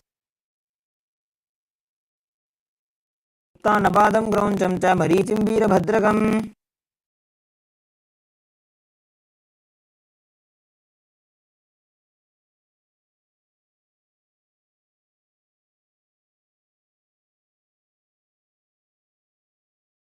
Now lie on the back with the legs extended straight up.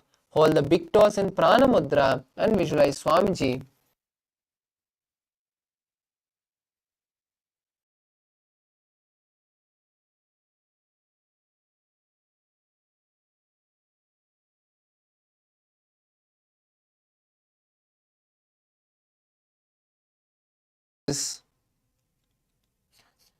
The next asana is Matsyasana. Now from Suptapadangushtasana, move the legs into Padmasana, lay on the back and hold the opposite elbows over.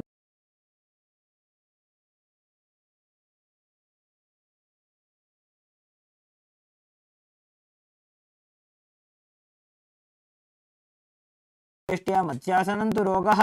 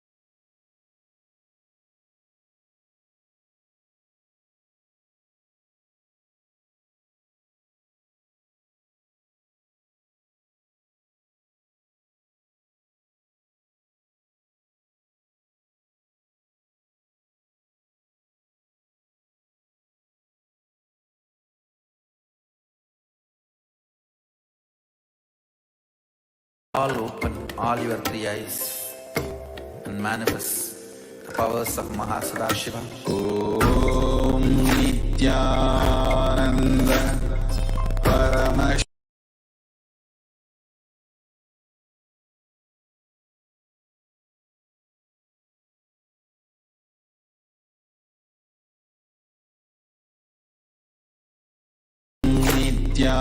Nithyananda Paramashivoham. The next asana is Parashuramasana. Om Nithyananda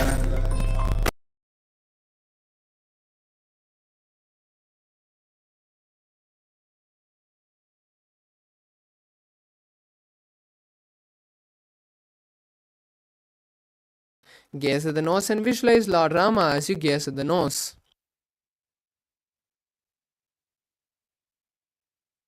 प्रथमकरे Padma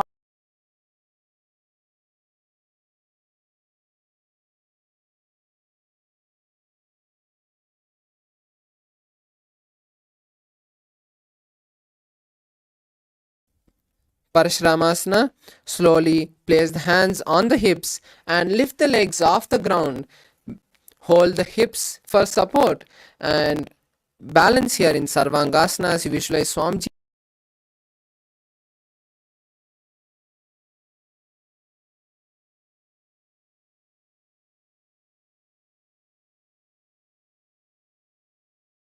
Asanas Vrishchikasana. Now gaze at the third eye as you lay on your back and place one foot on the opposite thigh. Lift the other knee towards the head and extend both the arms above.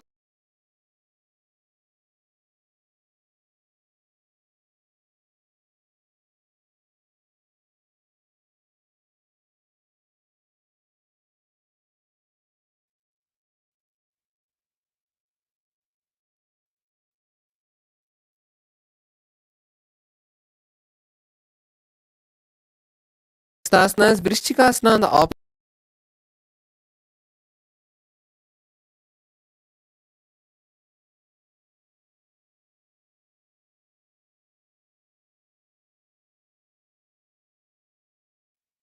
मशेन सौधो शीर्षकेश की संधि सुदाखे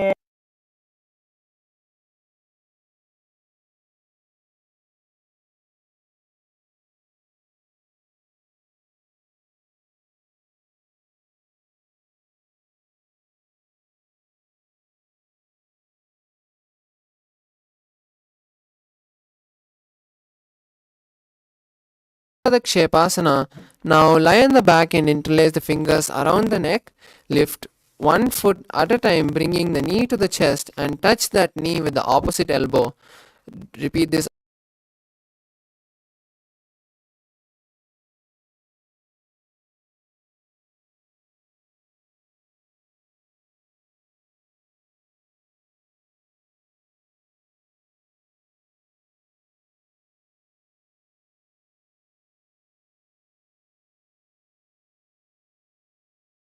Asanas Marotananasana.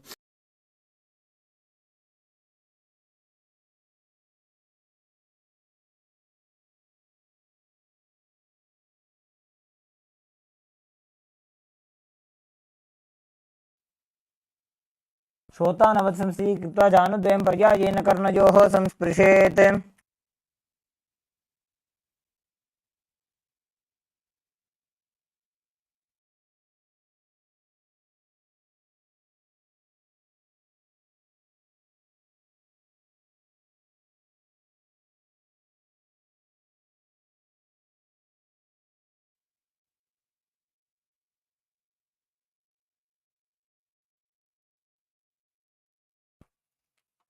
अथ उत्थानशयनं कृत्वा पादतलाभ्यां भूमिं धृत्वा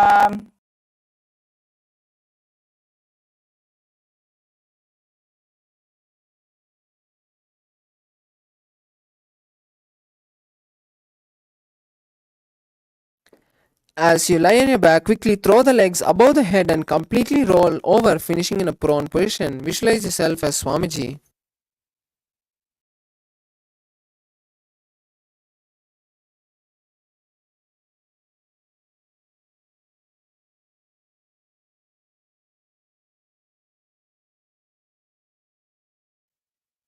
As you lay on your belly with the toes extended back, place your hands on the ground by the shoulders, contract your lips and make the sound of a flute, whistling while inhaling.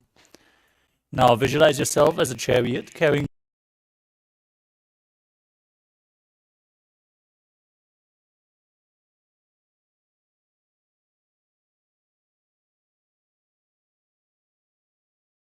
भूमिमष्टम्भ The next asana is Dehalyulanganasana. Now push your body up into a plank position and start jumping your feet.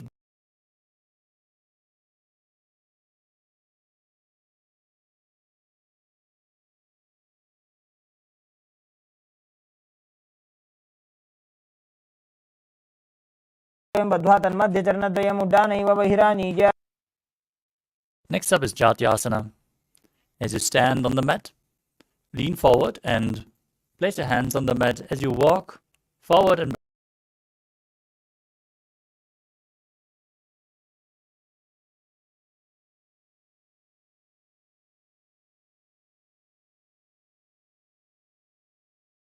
on to Lolitika Karana. As you stand with your knees bent, your feet pointing outwards, bend your elbows and keep your hands at the chest level. As you rotate your arms around your chest, lean back.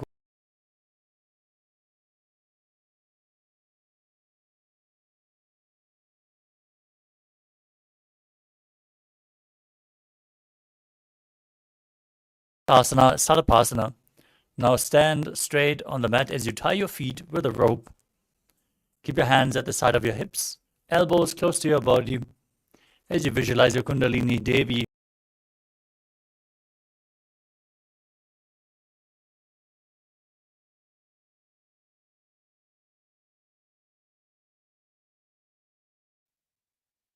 the next asana is Ushtra Sadhanasana. Now lean forward and hold your feet from the front. Step onto your fingers with your toes. As you visualize yourself as a camel,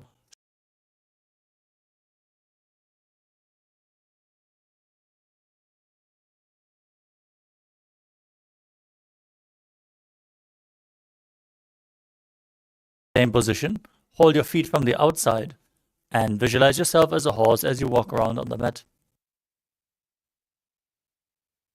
प्रदेशेन भूमौ निधाय उपरि पादतले संस्थाप्य.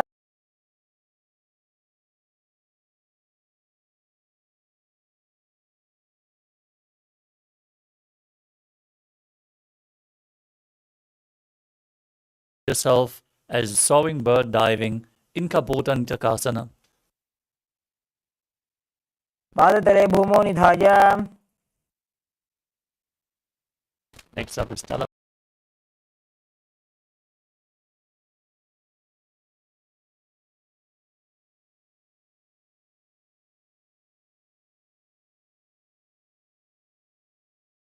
As you visualize holding a bouquet of flowers and offering it to Paramashiva.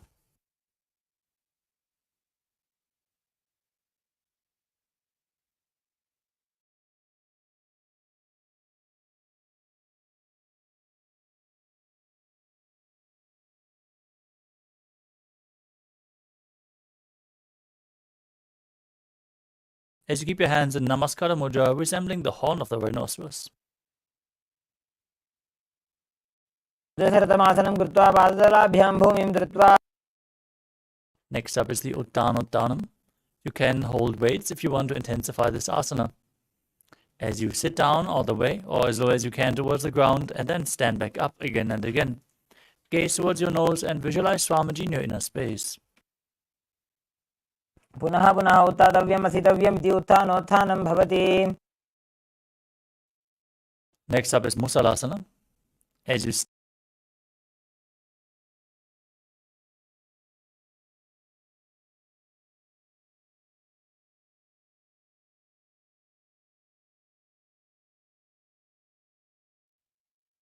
move on to Uchiyashakasana.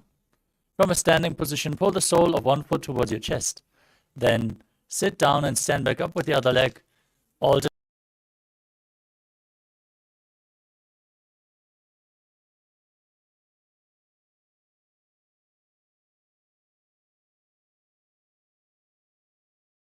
Janukarana. Now stand and keep one leg slightly bent with the toes pointing outwards. Bend and lift the opposite knee towards your chest and circle it with the respective arm with a hand and a fist. Place the other hand on the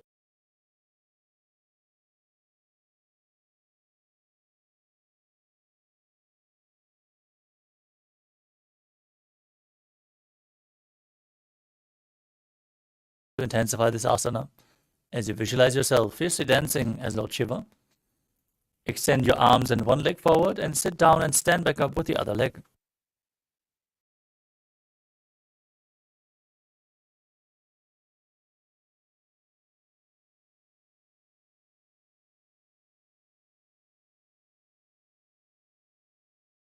like a rod with your hands by the side. Visualize yourself being blessed by Lord Brahma. ब्राह्मणासनमावक्ष्ये यत्कृत्वा ब्राह्मणो भवेत्.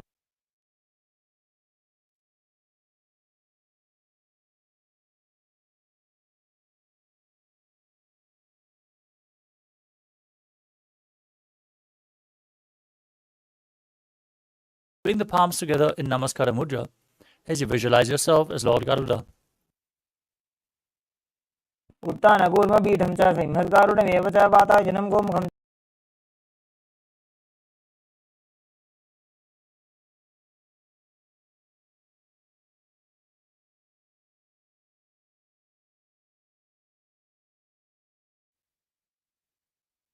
दक्षाङ्घ्रिं वामपादस्य जङ्घोपरि निधाय च.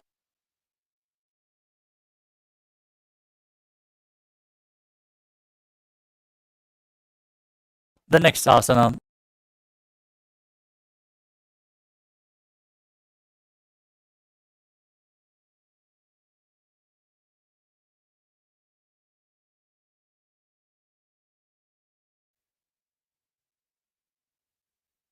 हस्तेन दण्डरूपस्य एकस्य पादस्य अग्रं धृत्वा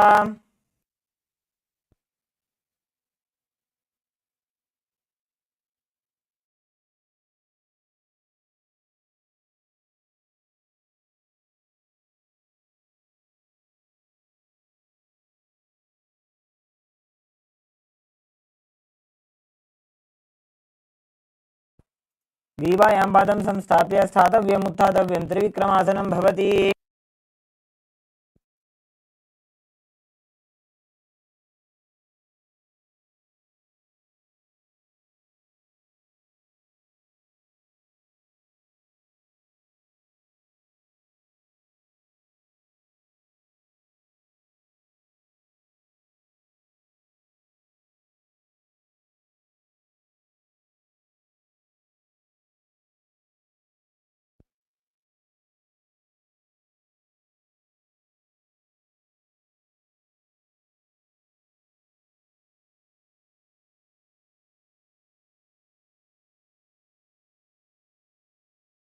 येन पादेन स्थातव्यं ताण्डवासनं भवति.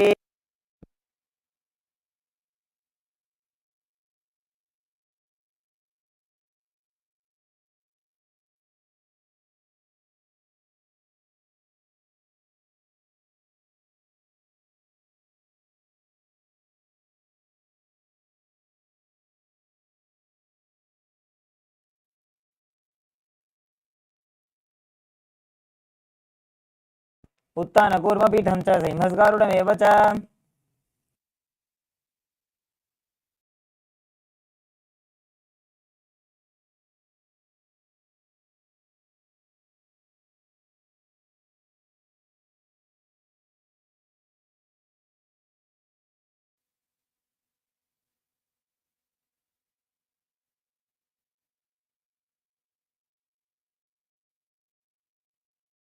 एकेन हस्तेन दण्डरूपस्य एकस्य पादस्य अग्रं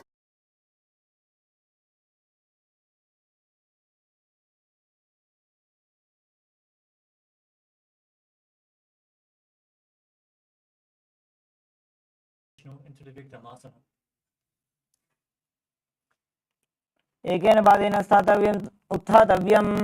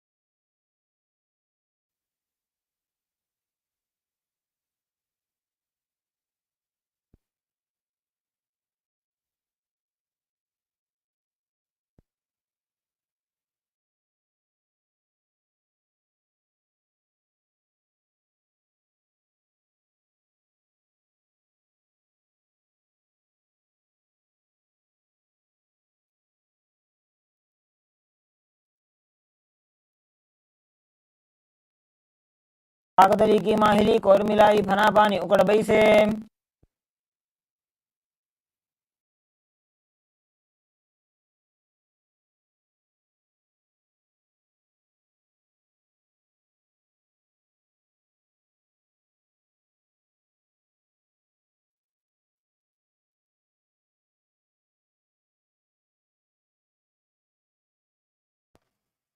वार्षिद्वय मिल्या सितम नितम बमजान प्रदेश आनीज्य।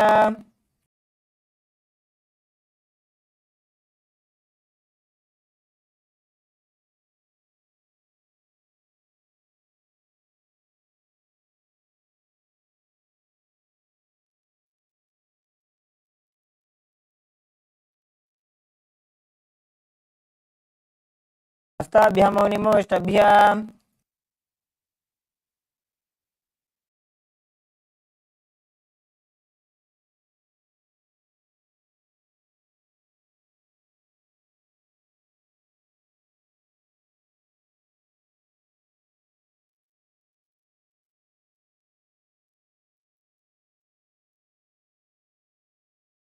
आसन को गुण कपाल आछो होई।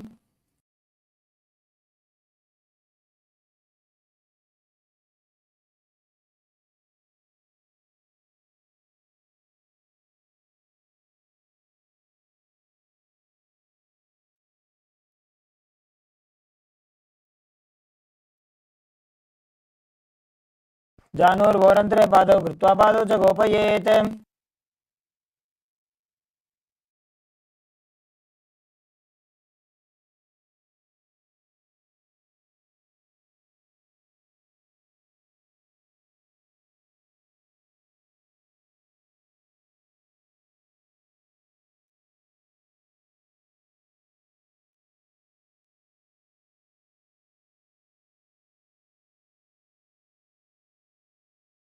सप्तचक्र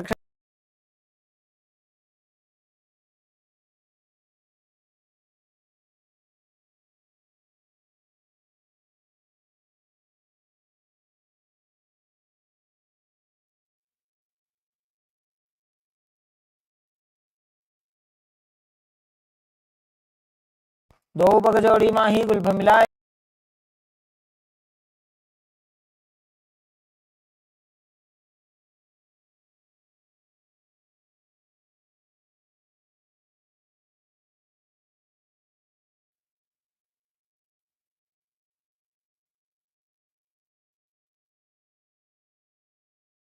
निजम शयनम कुरपर पार्श्वभाग आयामूर्धकृत्य।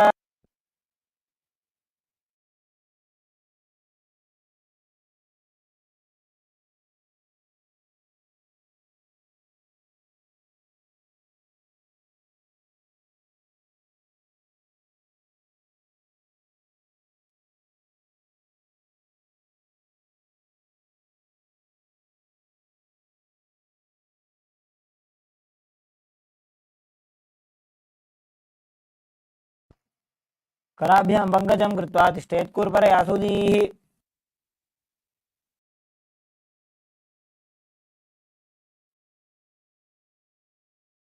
अर्ध्यासनो स्थित्वा हस्ततलाभ्यां भूमिं धृत्वा।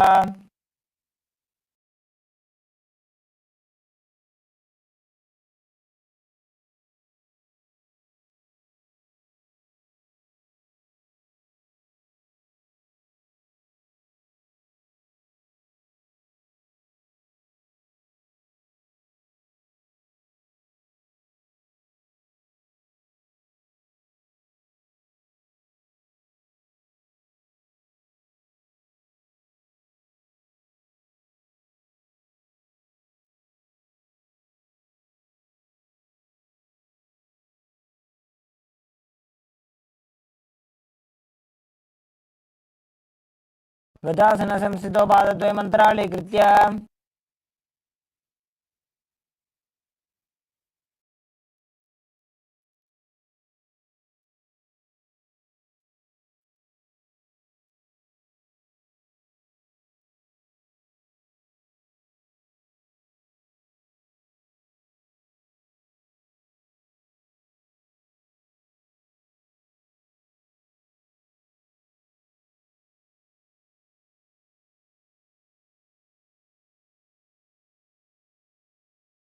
अंगुलीर्बद्ध्वा हस्तयोर्मध्यात् सर्वाङ्गं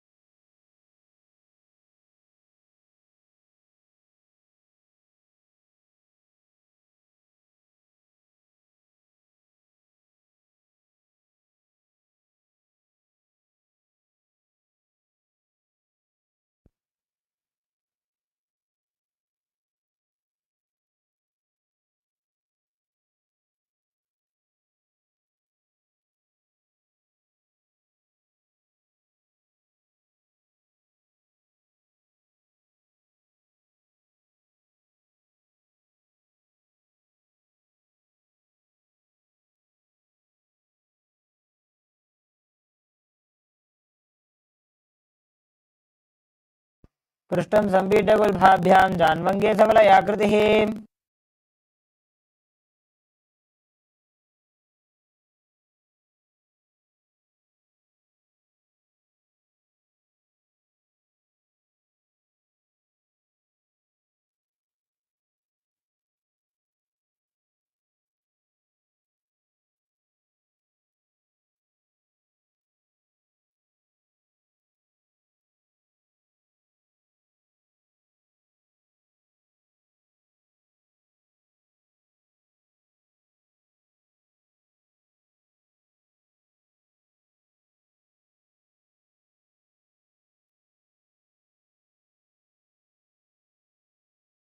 दो फणा पानी होए वैसे एडी में लरकदा निवैसे समशरीरनी का ठहरावे नासा अग्रदृष्टि को ल्यावे।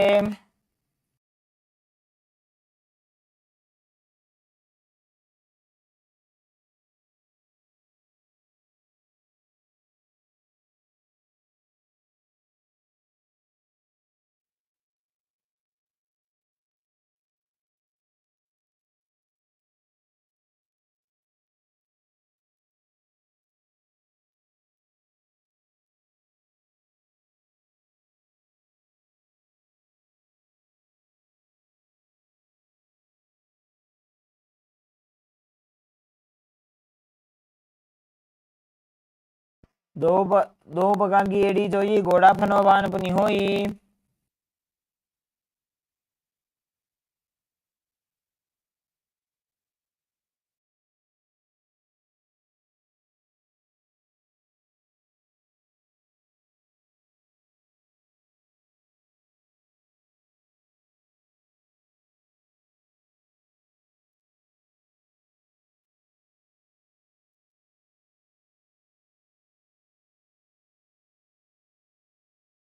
दो पगदली संपटाने तिनकी पृष्ठभूमि परिटान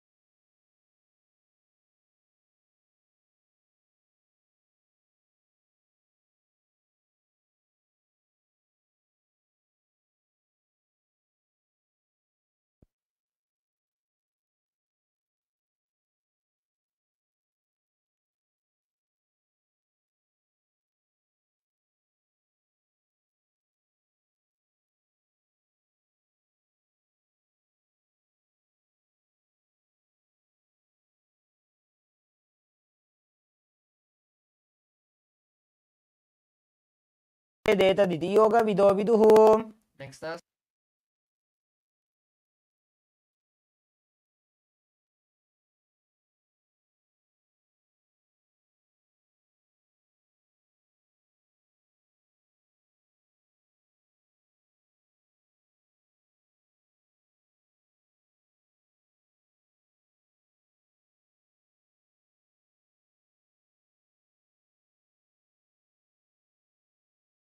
गोड़ा वामो बोहोई गोड़ा आडारा खेदोई.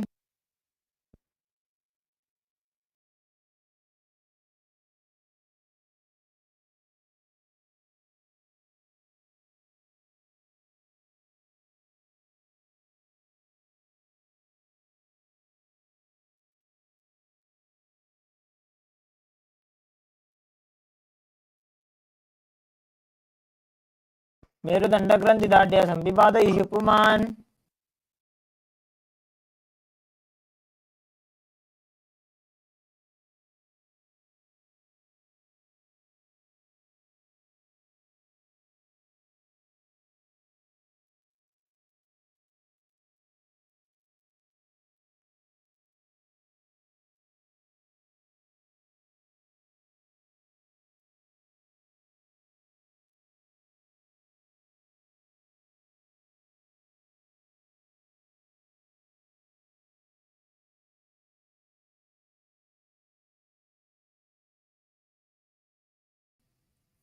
The next asana is Jatyasana, Viratasana.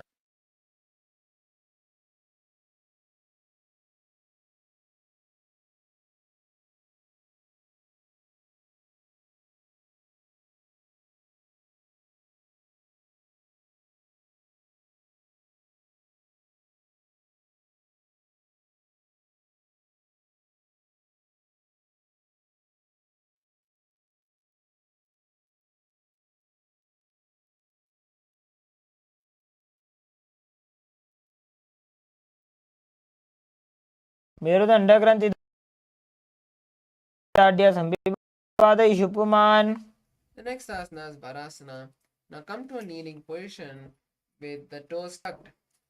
Hold the arms, opposite arms, elbow, and visualize being blessed by Paramashiva with a boon. Gaze at the nose in Shambhavi Mudra and continue to perform the Ujjayi Kumbhaka.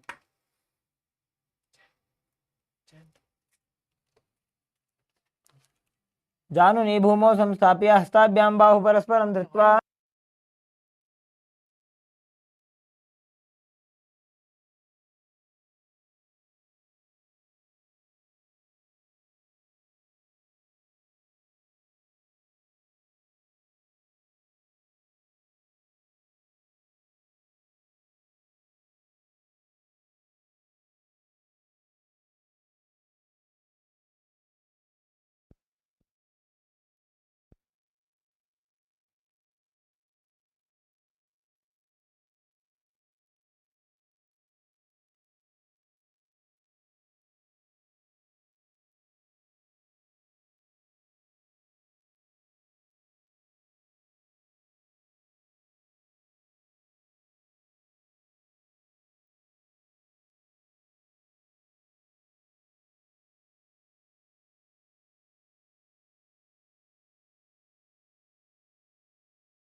चंद्रं भेदनानि आसनानि निकथ्यते.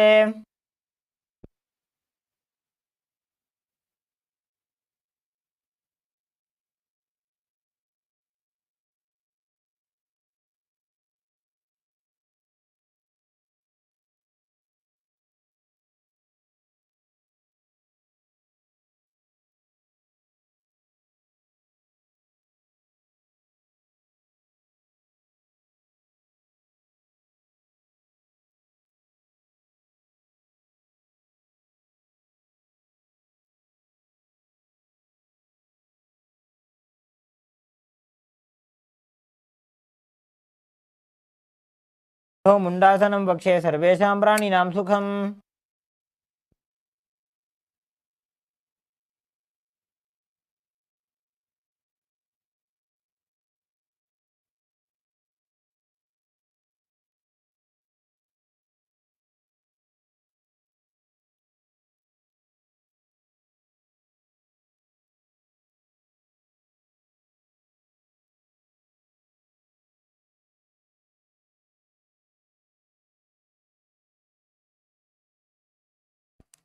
प्रथम पगदली समटारावे कोरमा हिली उभे मिलावे. The next asana.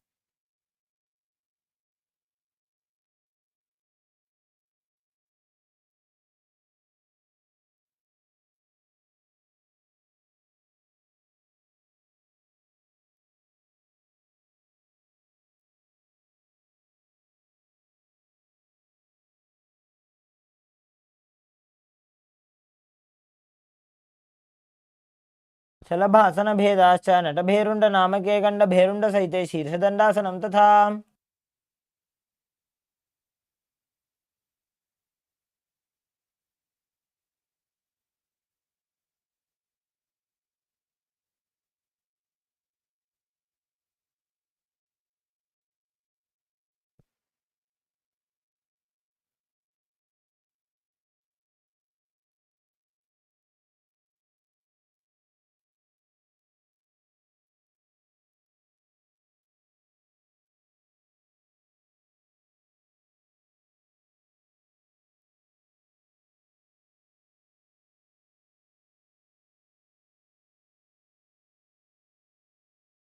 कपालं भूमो निधाय ऊर्ध्वं पादो नजेत्.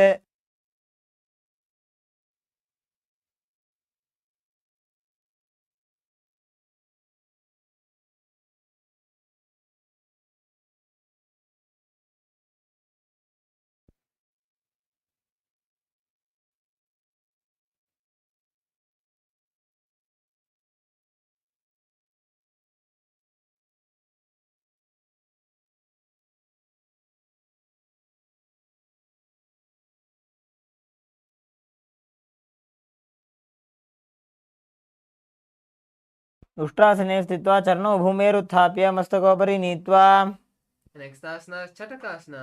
Now sit on your heels with the toes.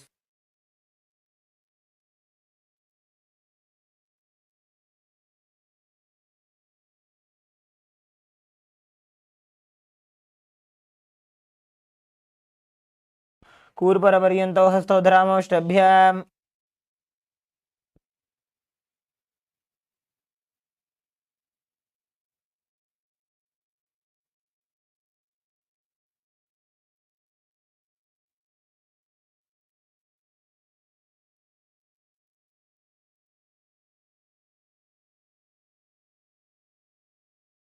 छेव पुच्छ प्रतिमाङ्घ्रिपार्श्वे धृत्वा सशीर्षे चिबुकं विधार्य.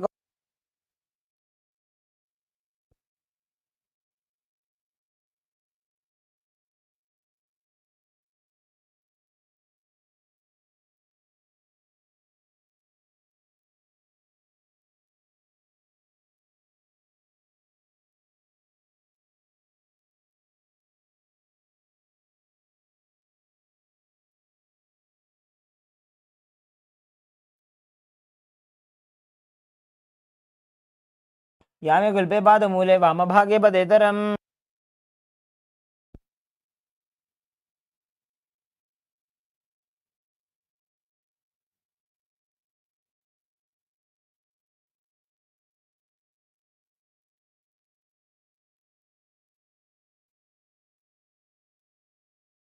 लोलासनं सदा कुर्यात् वायुलोलापघातनात्.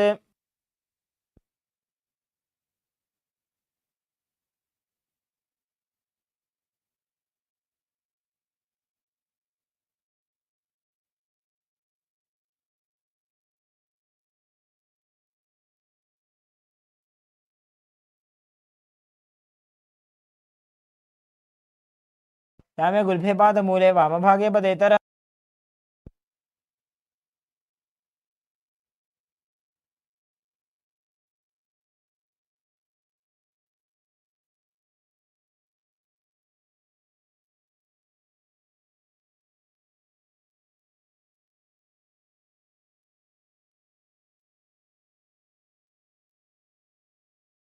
आसन को गुण जल विकार जाई.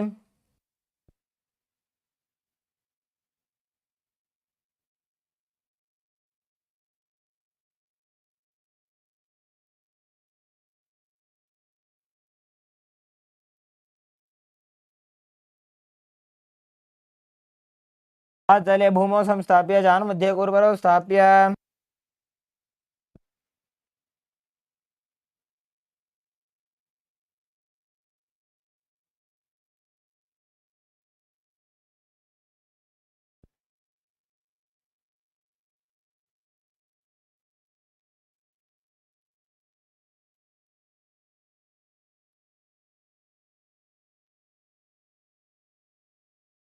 को गुण जल विकार जाई।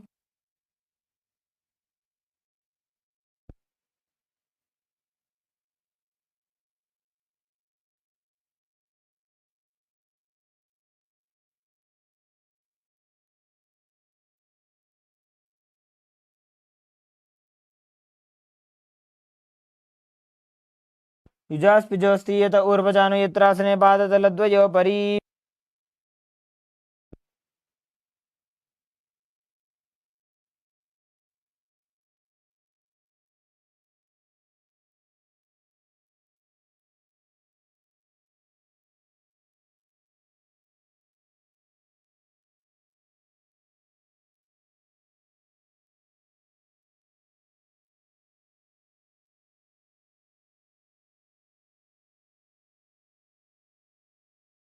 प्रथम पना पानी होय जैसे दो वेड़ी गुदानी वैसे।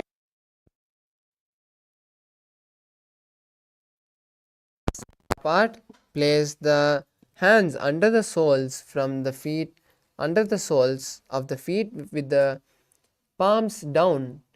Keep the arms straight and visualize your ability to live from air alone as you continue to perform Antaranga Kumbhaka. दो हाथ भूमि पर टाने कहनी जाड़ी ना भी लगाने। The next asana is Padukasana. Now stand up and slowly bring the hip to the knee level. Place the hands underneath the soles and wrap the legs with the palms. Visualize yourself wearing padukas and walk front and back in your mat. हस्ततलयोः पादतले कृत्वा तिष्ठेत् गच्छेत् पादुकासनं भवति। Asana is Kukkutodhana. Now place your palms on the mat and rest both the feet upwards. Raise both the feet upwards into the air and let them fall back down. Repeat this again and again as you visualize yourself as a rooster. हस्ततले भूमौ कृत्वा पादतले चोर्ध्वमुड्डानं कृत्वा। The next asana is Viparita Nrittasana. This is an inverted asana, so you can take the support of a partner. Now place your hands on the mat and kick your legs upward into a handstand. Balance there as you start moving your two legs like dancing. Visualize yourself free from all patterns.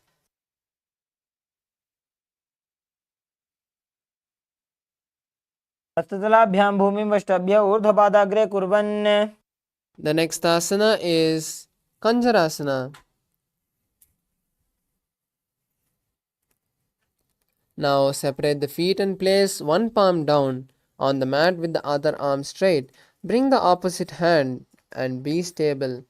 Visualize Swamiji and continue to perform Saja Kumbhaka.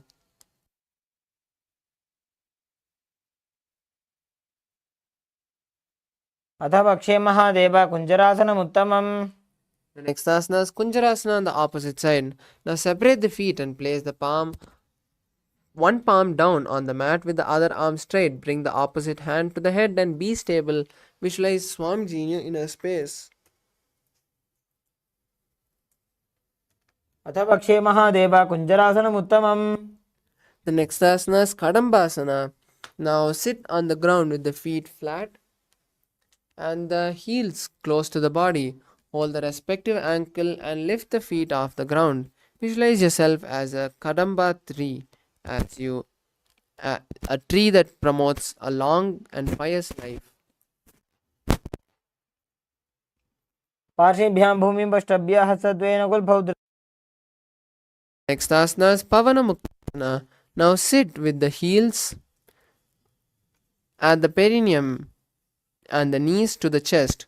Hold the knees with the hands and press them towards the chest as you visualize the excess vata being released from your body.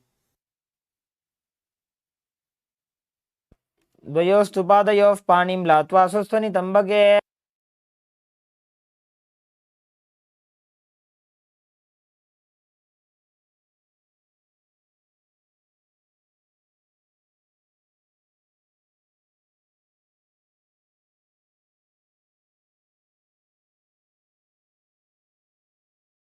पर्वतानं चतुष्पादपीठं वज्रासनं तथा।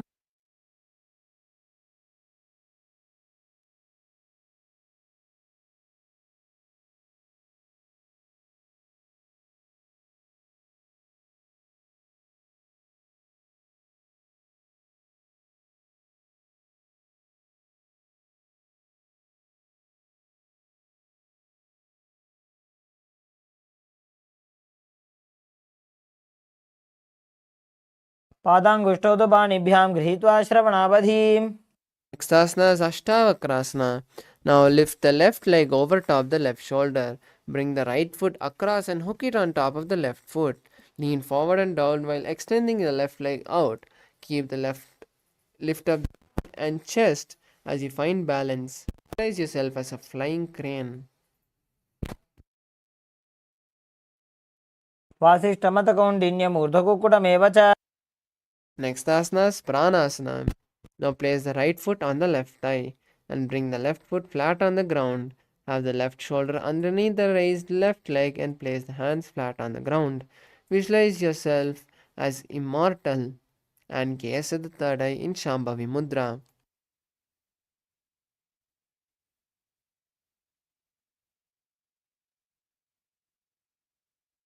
प्रभेदं वक्ष्यामि करोति यः स चामरः। Next asana is Parshamatsendrasana. Now place the right foot on the root of the left thigh. Then place the left leg by the side of the right knee. Hold the left hand by the right hand and twist the body. Remain steady as you visualize the great sage Matsyendranatha and gaze at the third eye in Shambhavi Mudra. पार्श्वाभ्यां धृत्यते यास्तु पार्श्वमत्स्येन्द्रमुत्तमम्। Asana Chakorasana on the opposite side. Now sit and lift one leg behind the head. Place both the hands on the ground and extend the opposite leg with the knee straight. Lift the entire body and the chin up as you visualize yourself as a powerful source of energy and gaze at the third eye in Shambhavi Mudra. पूर्वतानं चतुष्पादपीठं वज्रासनं तथा। The next asana is Dhanurasana 2. Now sit on the ground and hold the right toe with the index and middle fingers. Pull the foot to the right ear. Extend the left leg out, holding the foot with the left hand. Visualize yourself as a bow and continue to perform Sahaja Kumbhaka. पादाङ्गुष्ठौ तु पाणिभ्यां गृहीत्वा श्रवणावधि धनुराकर्षकाकृष्टं धनुरासनमीलितम्। Next asana is Ashtavakrasana. Now place the right leg over top the right shoulder and bring the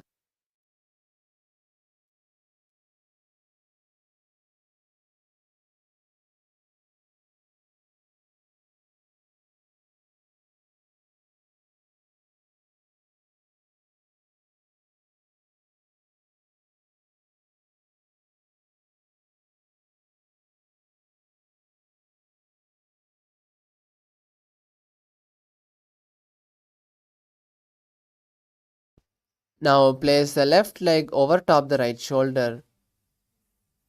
Lift the right leg over top the right shoulder and bring the left foot across and hook it on top of the right foot. Lean forward and down while extending the left leg out to the right side as you lift the head and chest off the ground. Visualize yourself as a flying crane and continue to perform Sahaja Kumbhaka.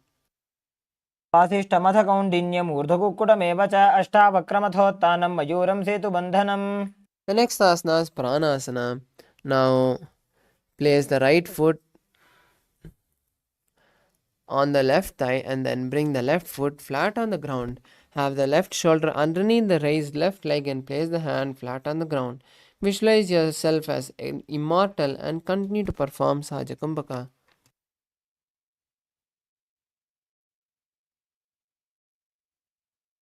एतत् प्रभेदं वक्ष्यामि करोति यः स चामरः।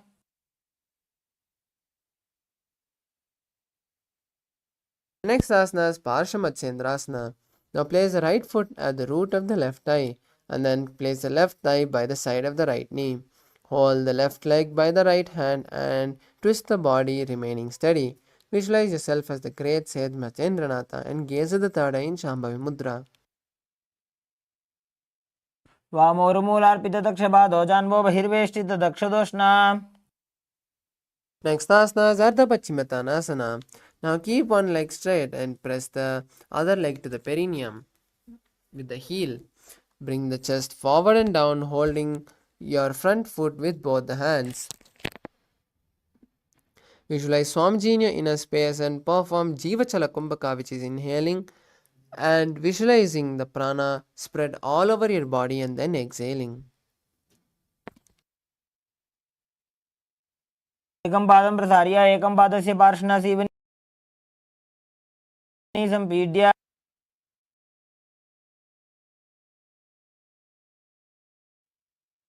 Next asana is Crouchasana. Now place your left ankle outside of the hip and hold the sole of the right foot. Lift the left leg up towards the forehead and keep the knee straight. Gaze to the nose as you visualize yourself as a crane. वासिष्ठमथ कौण्डिन्यमूर्धकुक्कुटमेव च.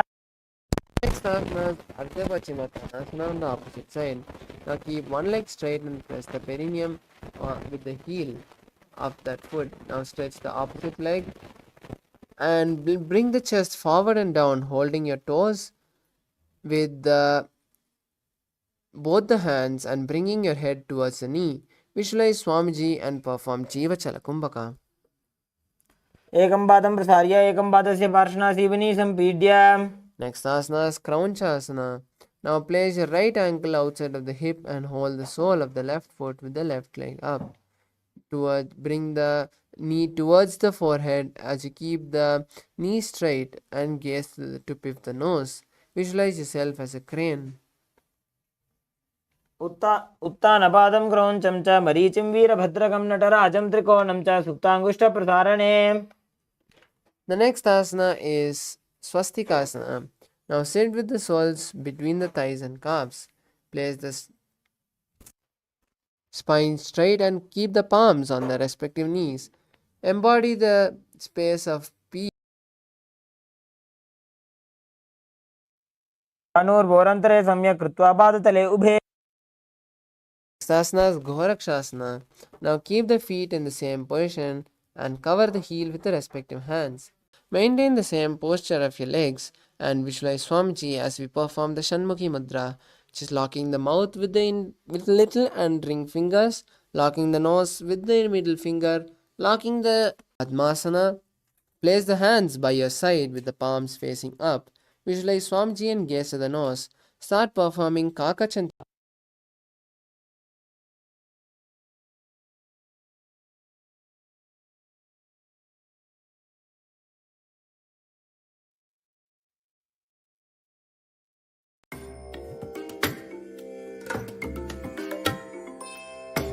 Down and lift the body off the ground, balancing on your hands. Visualize yourself as a rooster and your body. Swamiji and gaze to the nose in Shambhavi Mudra as you continue to perform Kaka Chanchukumbhaka.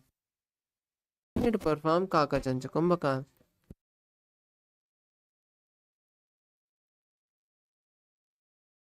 कुक्कुटासने स्थित्वा स्कन्धपर्यन्तं मूरोनि नीत्वा.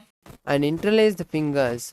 Bring the forehead to the floor and visualize the O of Lord Shiva as you continue to perform Kaka Chanchukumbhaka.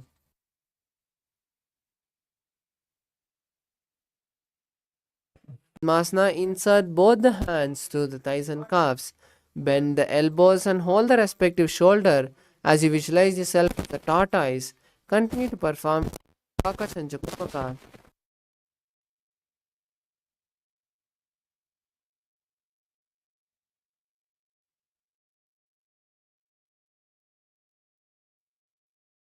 Chest in Jalandhar Bandha. Visualize you are in Paramashiva's secret knot posture and gaze to the nose in Shambhavi Mudra. Continue to perform Kaka Chanchukumbhaka. अथ वक्षे नीलकण्ठः ग्रन्थिभेदासनं शुभम्.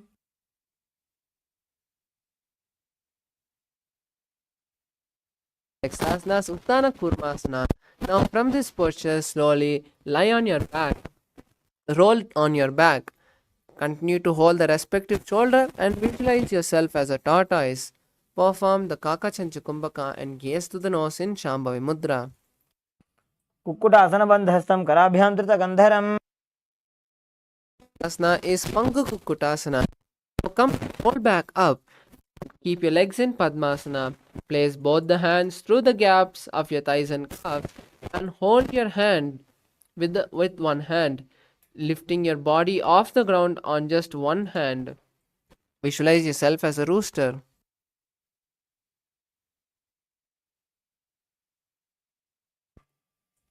कुक्कुटासने स्थित्वा एकेन हस्तेन मणिबन्धं धृत्वा.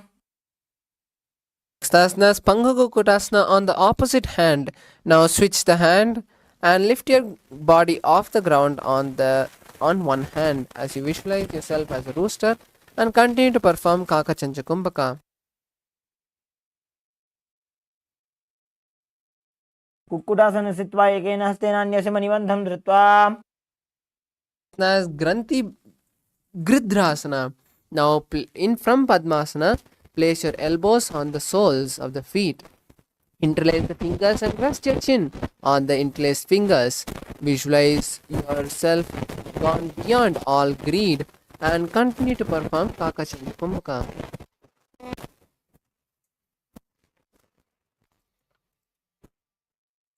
जानोर्भोरन्तरे पादौ उत्तानो व्यक्तसंस्थितौ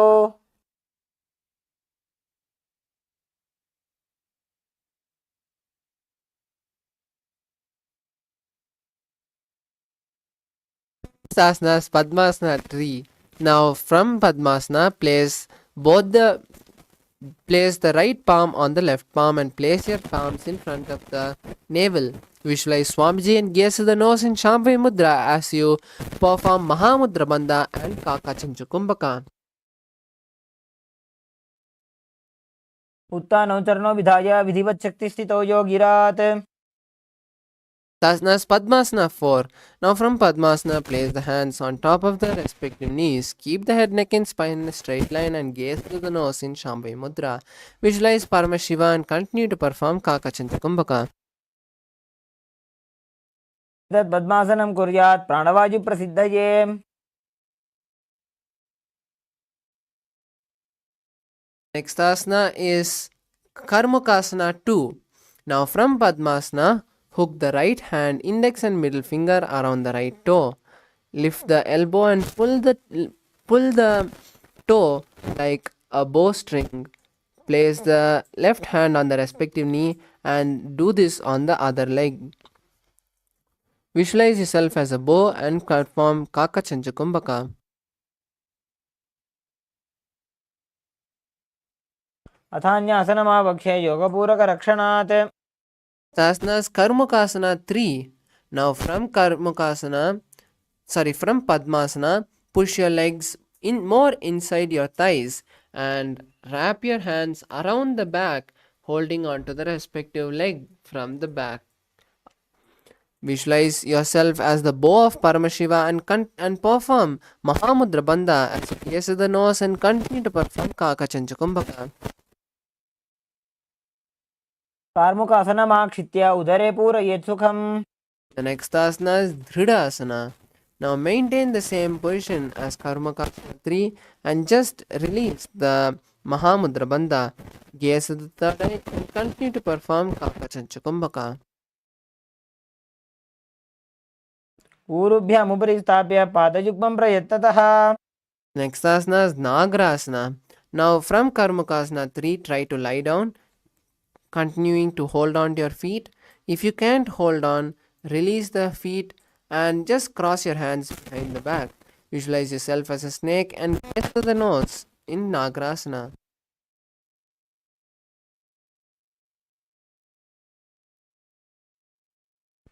प्रथम पद्मासन कोठाने द्वौ हाथ पाछाने आने Next asana is Kandukasana. Now lie down on your back and bring your knees to the chest. Wrap your legs and press your body, squeeze your body as you visualize yourself as a ball.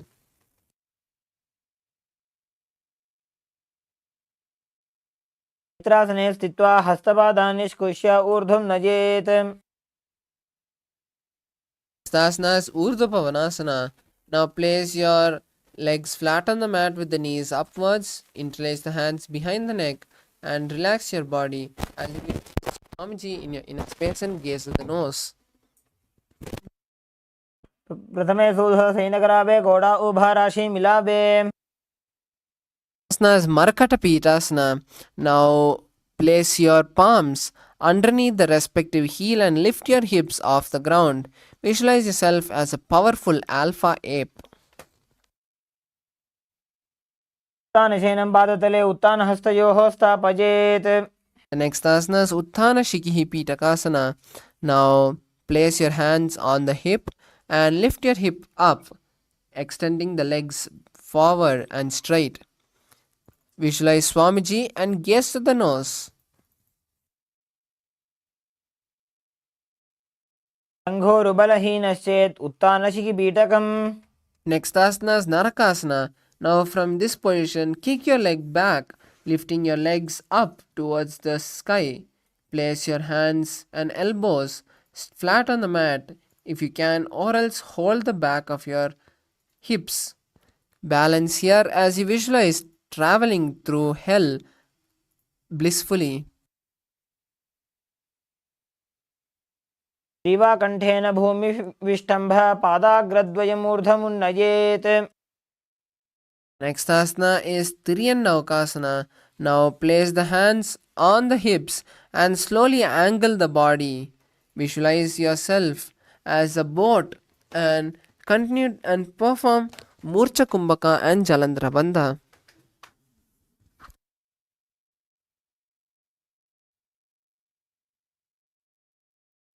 Naukavat sthitvat urdhvam padagradvayam najet. Next asana is Dvajasana. Now keep the upper back on the mat and place the legs up vertically. Keep the elbows on the mat if you can, or else hold the back of your hips. Visualize yourself as the Kailasa flag and continue to perform Murcha Kumbhaka and Jalandhara Bandha. Tiryannaukavate griva prishtakorparaihi bhumim vashtabhya. Relax your body now. Now the last asana is Mritasana. Now lie completely relaxed and your hands by your side with the palms facing upwards. Visualize Swamiji liberating you and blessing you as you perform the Shakti Chalana Mudra, seeing the Kundalini travel from the root center to the crown center. Completely unclutched from all the movements and all the senses, visualize Swamiji intensely inside you.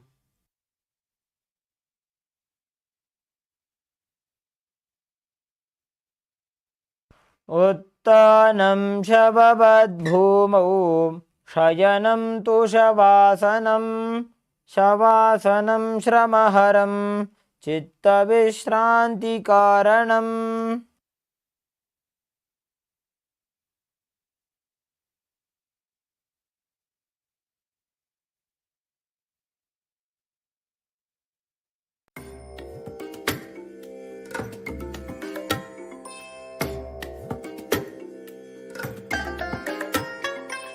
I bless you all. Let you all open all your three eyes and manifest the powers of Mahasadashiva. Om Nithyananda.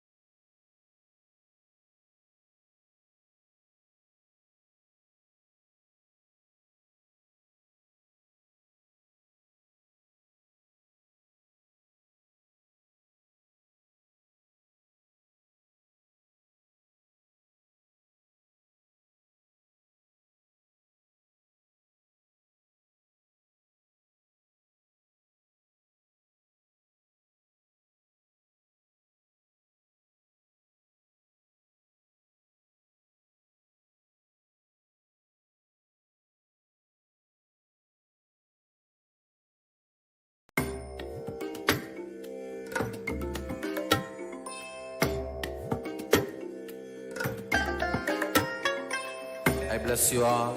Let you all open all your three eyes and manifest the powers of Mahasadashiva. Om Nithyananda Paramashivoham. Om Nithyananda Paramashivoham. Om Nithyananda Paramashivoham. Om Nithyananda Paramashivoham. Om Nithyananda Paramashivoham.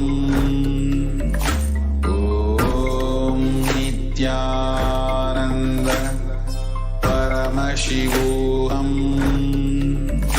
Om Nithyananda Paramashivoham. Om Nithyananda Paramashivoham. Om Nithyananda Paramashivoham. Om Nithyananda Paramashivoham. Om Nithyananda Paramashivoham.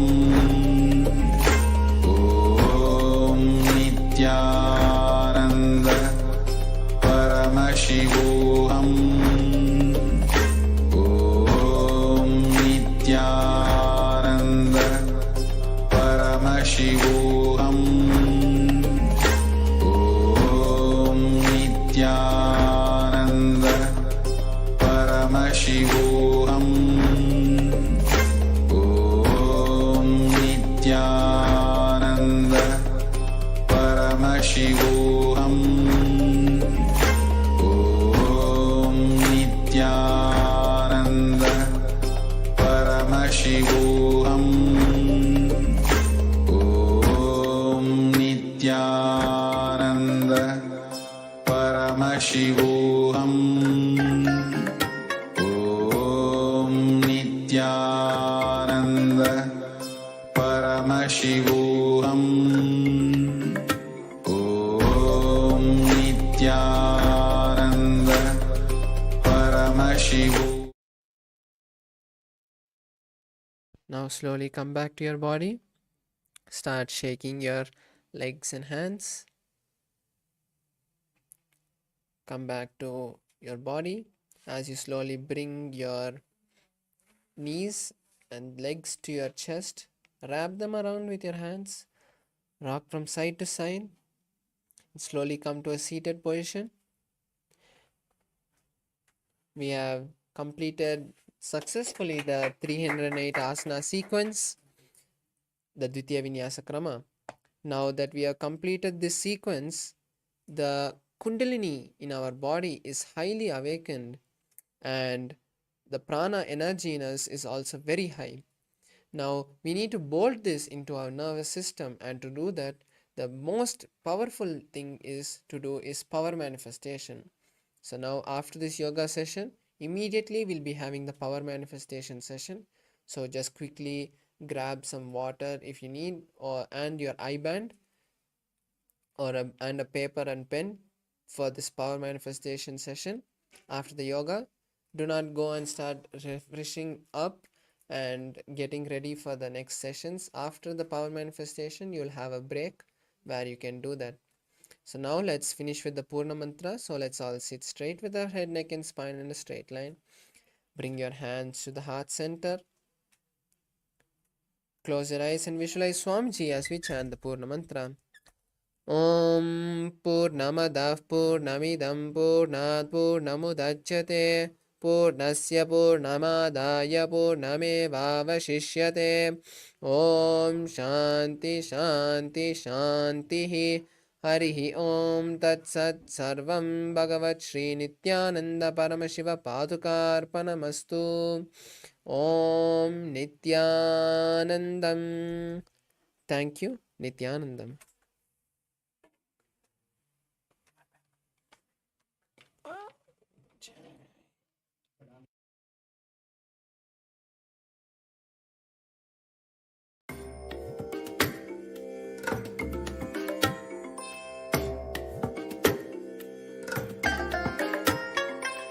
I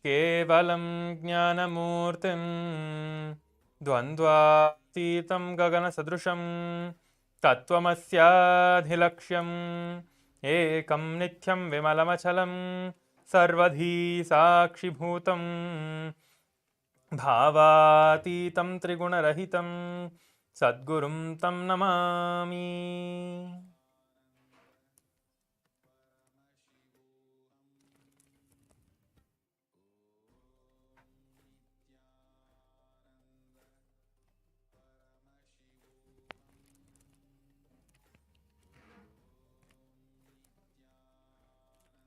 Yes. Nithyananda, I welcome all the Paramashivoham Level 3, Season 3 participants to today's Power Manifestation session. Today is the day 13 of the Paramashivoham Level 3, Season 3 program. Let us get ready to manifest the powers. We have just experienced the Prathama Vinyasakrama and the Dvitiya Vinyasakrama Yoga and established ourselves in the space of oneness with Swamiji Paramashiva himself to manifest the powers of Paramashiva.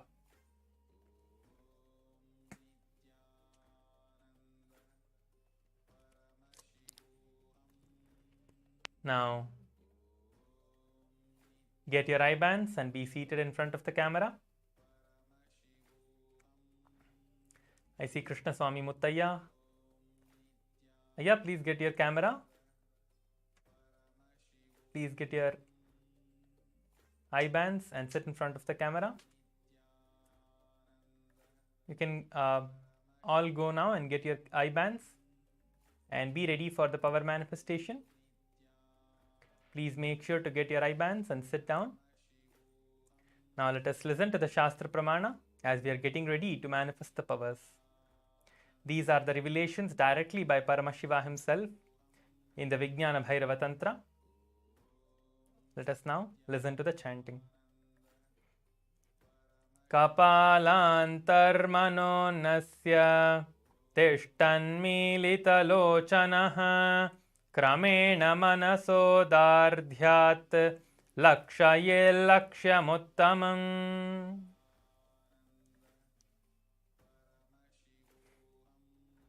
Yes, these are the direct revelations by Paramashiva himself for the power of the third eye reading. Let us now enter into the power manifestation.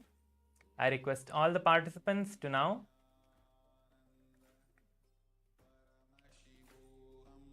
sit straight with your head, neck and spine in a straight line.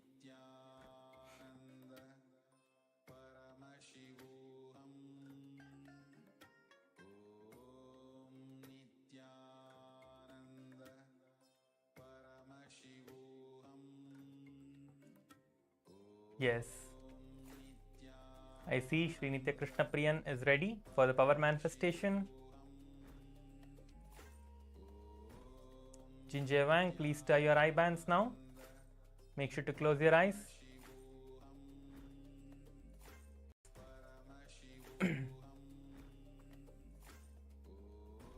So close your eyes and get ready for the power manifestation. Sit straight with your head, neck and spine in a straight line and start chanting the Mahavakya intensely, establishing yourself in the space of oneness with Swamiji.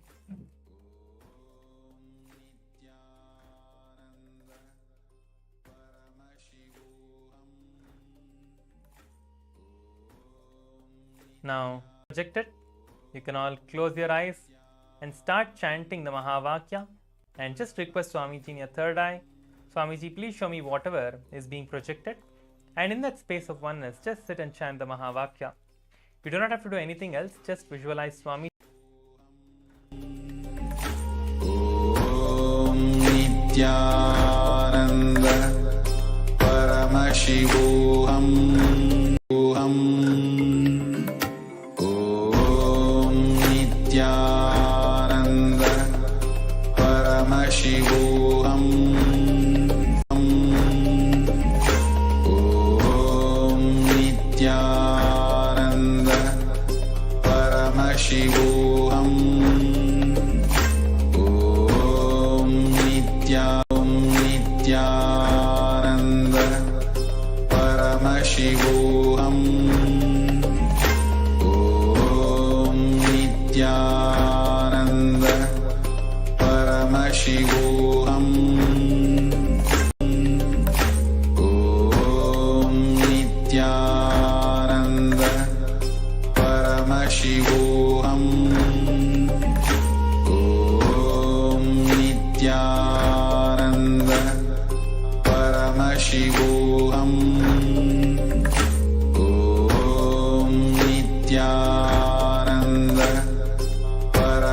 Paramashivoham.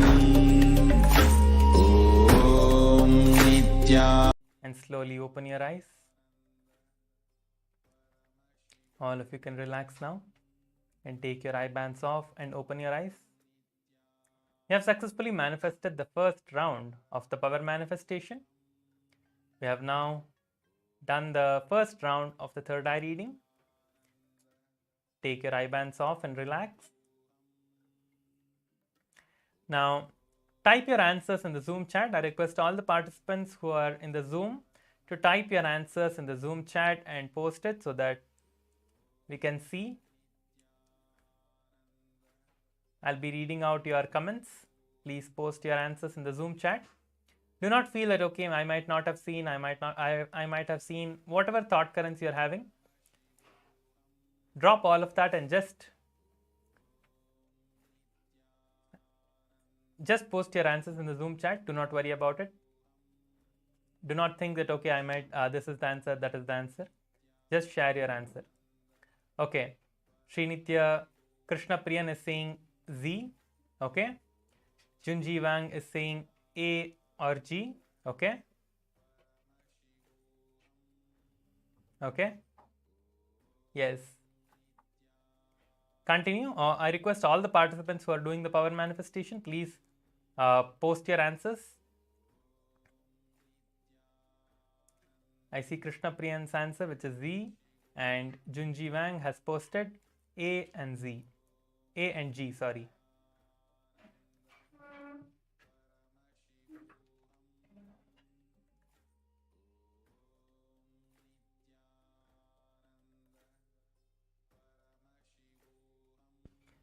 Krishna Swami Muttaya has posted letter O. Okay.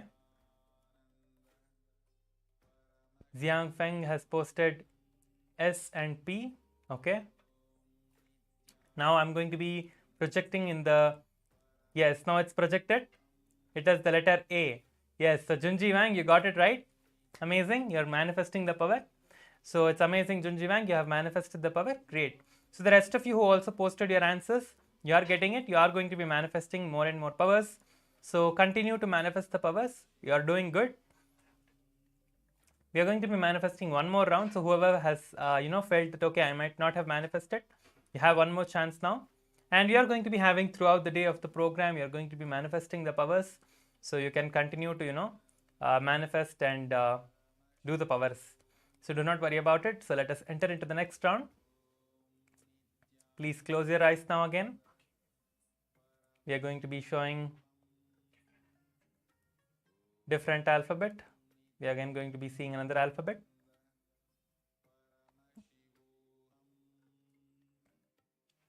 Close your eyes and start the power manifestation.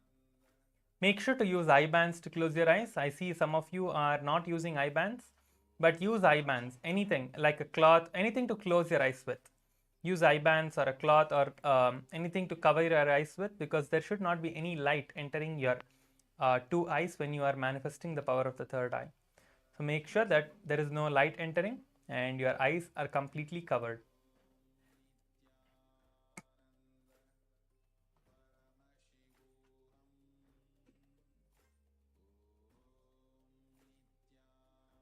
Keep your eyes closed.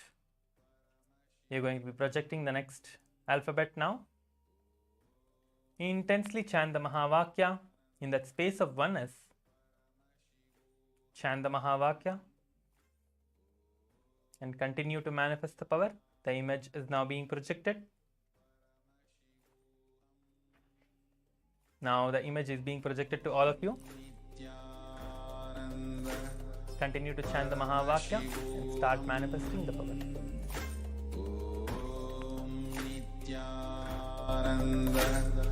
Paramashivoham. Om Nithyananda. Paramashivoham. Om Nithyananda. Paramashivoham. Om Nithyananda. Paramashivoham. Om Nithyananda.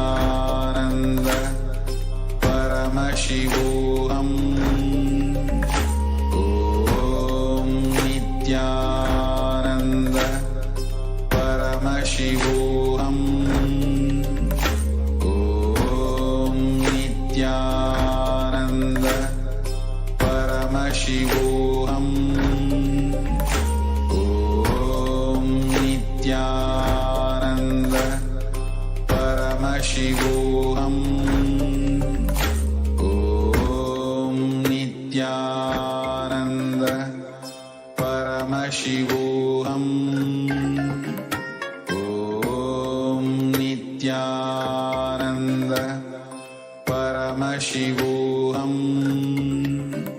Om Nithyananda Paramashivoham. Om Nithyananda Paramashivoham. Om Nithyananda Paramashivoham. Om Nithyananda Paramashivoham. Om Nithyananda Paramashivoham. Om Nithyananda Paramashivoham. Om Nithyananda Paramashivoham. Om Nithyananda Paramashivoham. Om Nithyananda Paramashivoham. Om Nithyananda Paramashivoham. Om Nithyananda Paramashivoham. Om Nithyananda Paramashivoham. Om Nithyananda Paramashivoham. Om Nithyananda Paramashivoham. Om Nithyananda.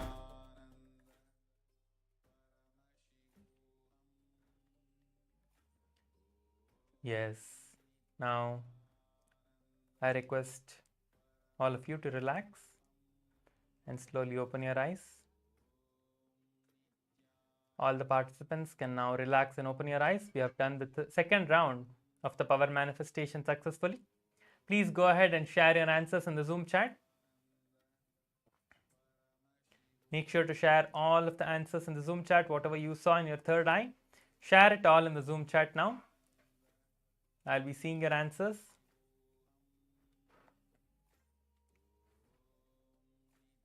Go ahead and share, everyone. Please make sure to share. Whatever you saw, just share all of that. If you saw any color, you can share the color as well, color or shape or anything. You can tell the color and the background color of the alphabet. The color and the background color, you can share both. Whatever you saw in your third eye, you can share that. Okay?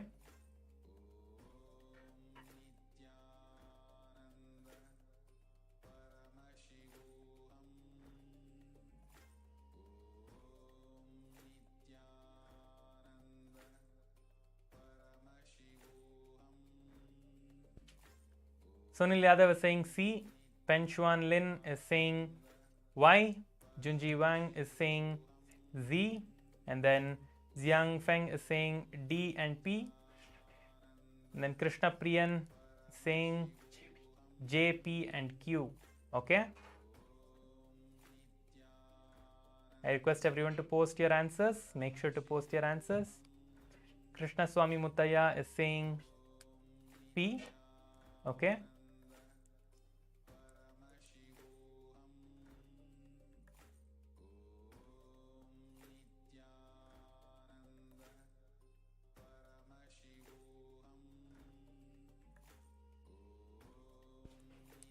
Yes. Now you're going to be projecting the image so you guys can see what was the alphabet that was projected. The alphabet that was projected was K. So you all can see now. Yes, that's great. So whoever manifested the power, you're already manifesting it. Whoever saw the color or the letter, you're already manifesting the power. And those of you who feel that you have not yet manifested it for whatever reasons, you might feel, okay, I am maybe not, my third eye is not awakened, or I'm not manifested, or I'm not initiated. Do not think all of that. You are all initiated. The moment you just sit in front of Swamiji, you receive the initiation, you are ready to manifest the powers. Okay? You just have to make sure that you're doing it a few more times to manifest it. You all will definitely manifest the power. Do not worry. So now you guys can go ahead and share your experiences in the social media as well. So you all can see the image that was projected. It was K in golden color, the golden color K. So go ahead and share your experiences in the social media. With this, we come to the end of today's power manifestation. Let us finish with the Purna Mantra. Om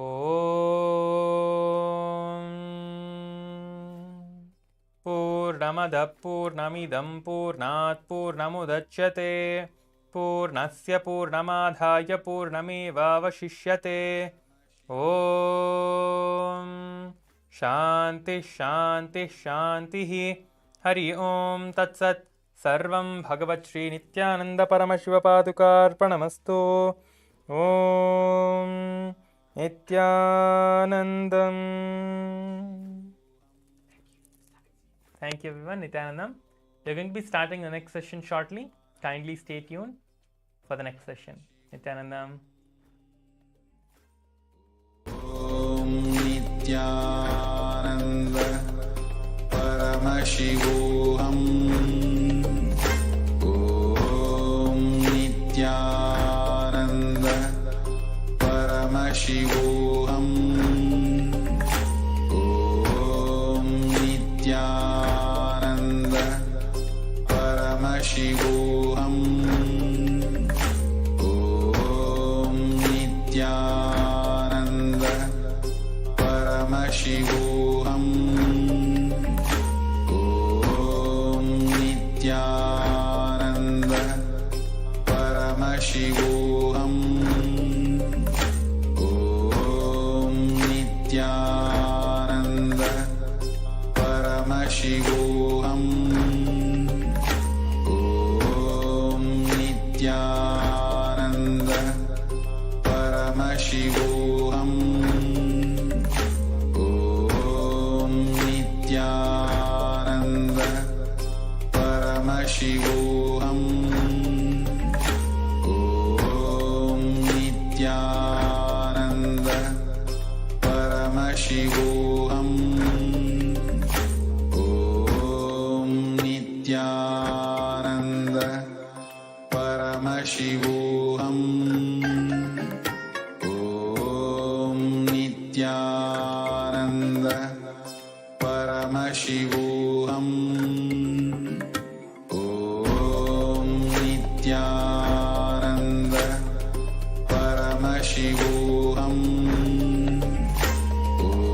Om Nithyananda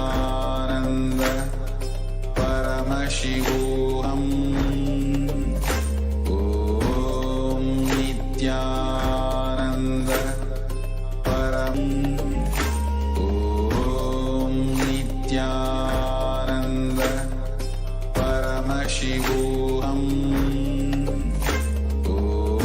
Om Nithyananda Paramashivoham.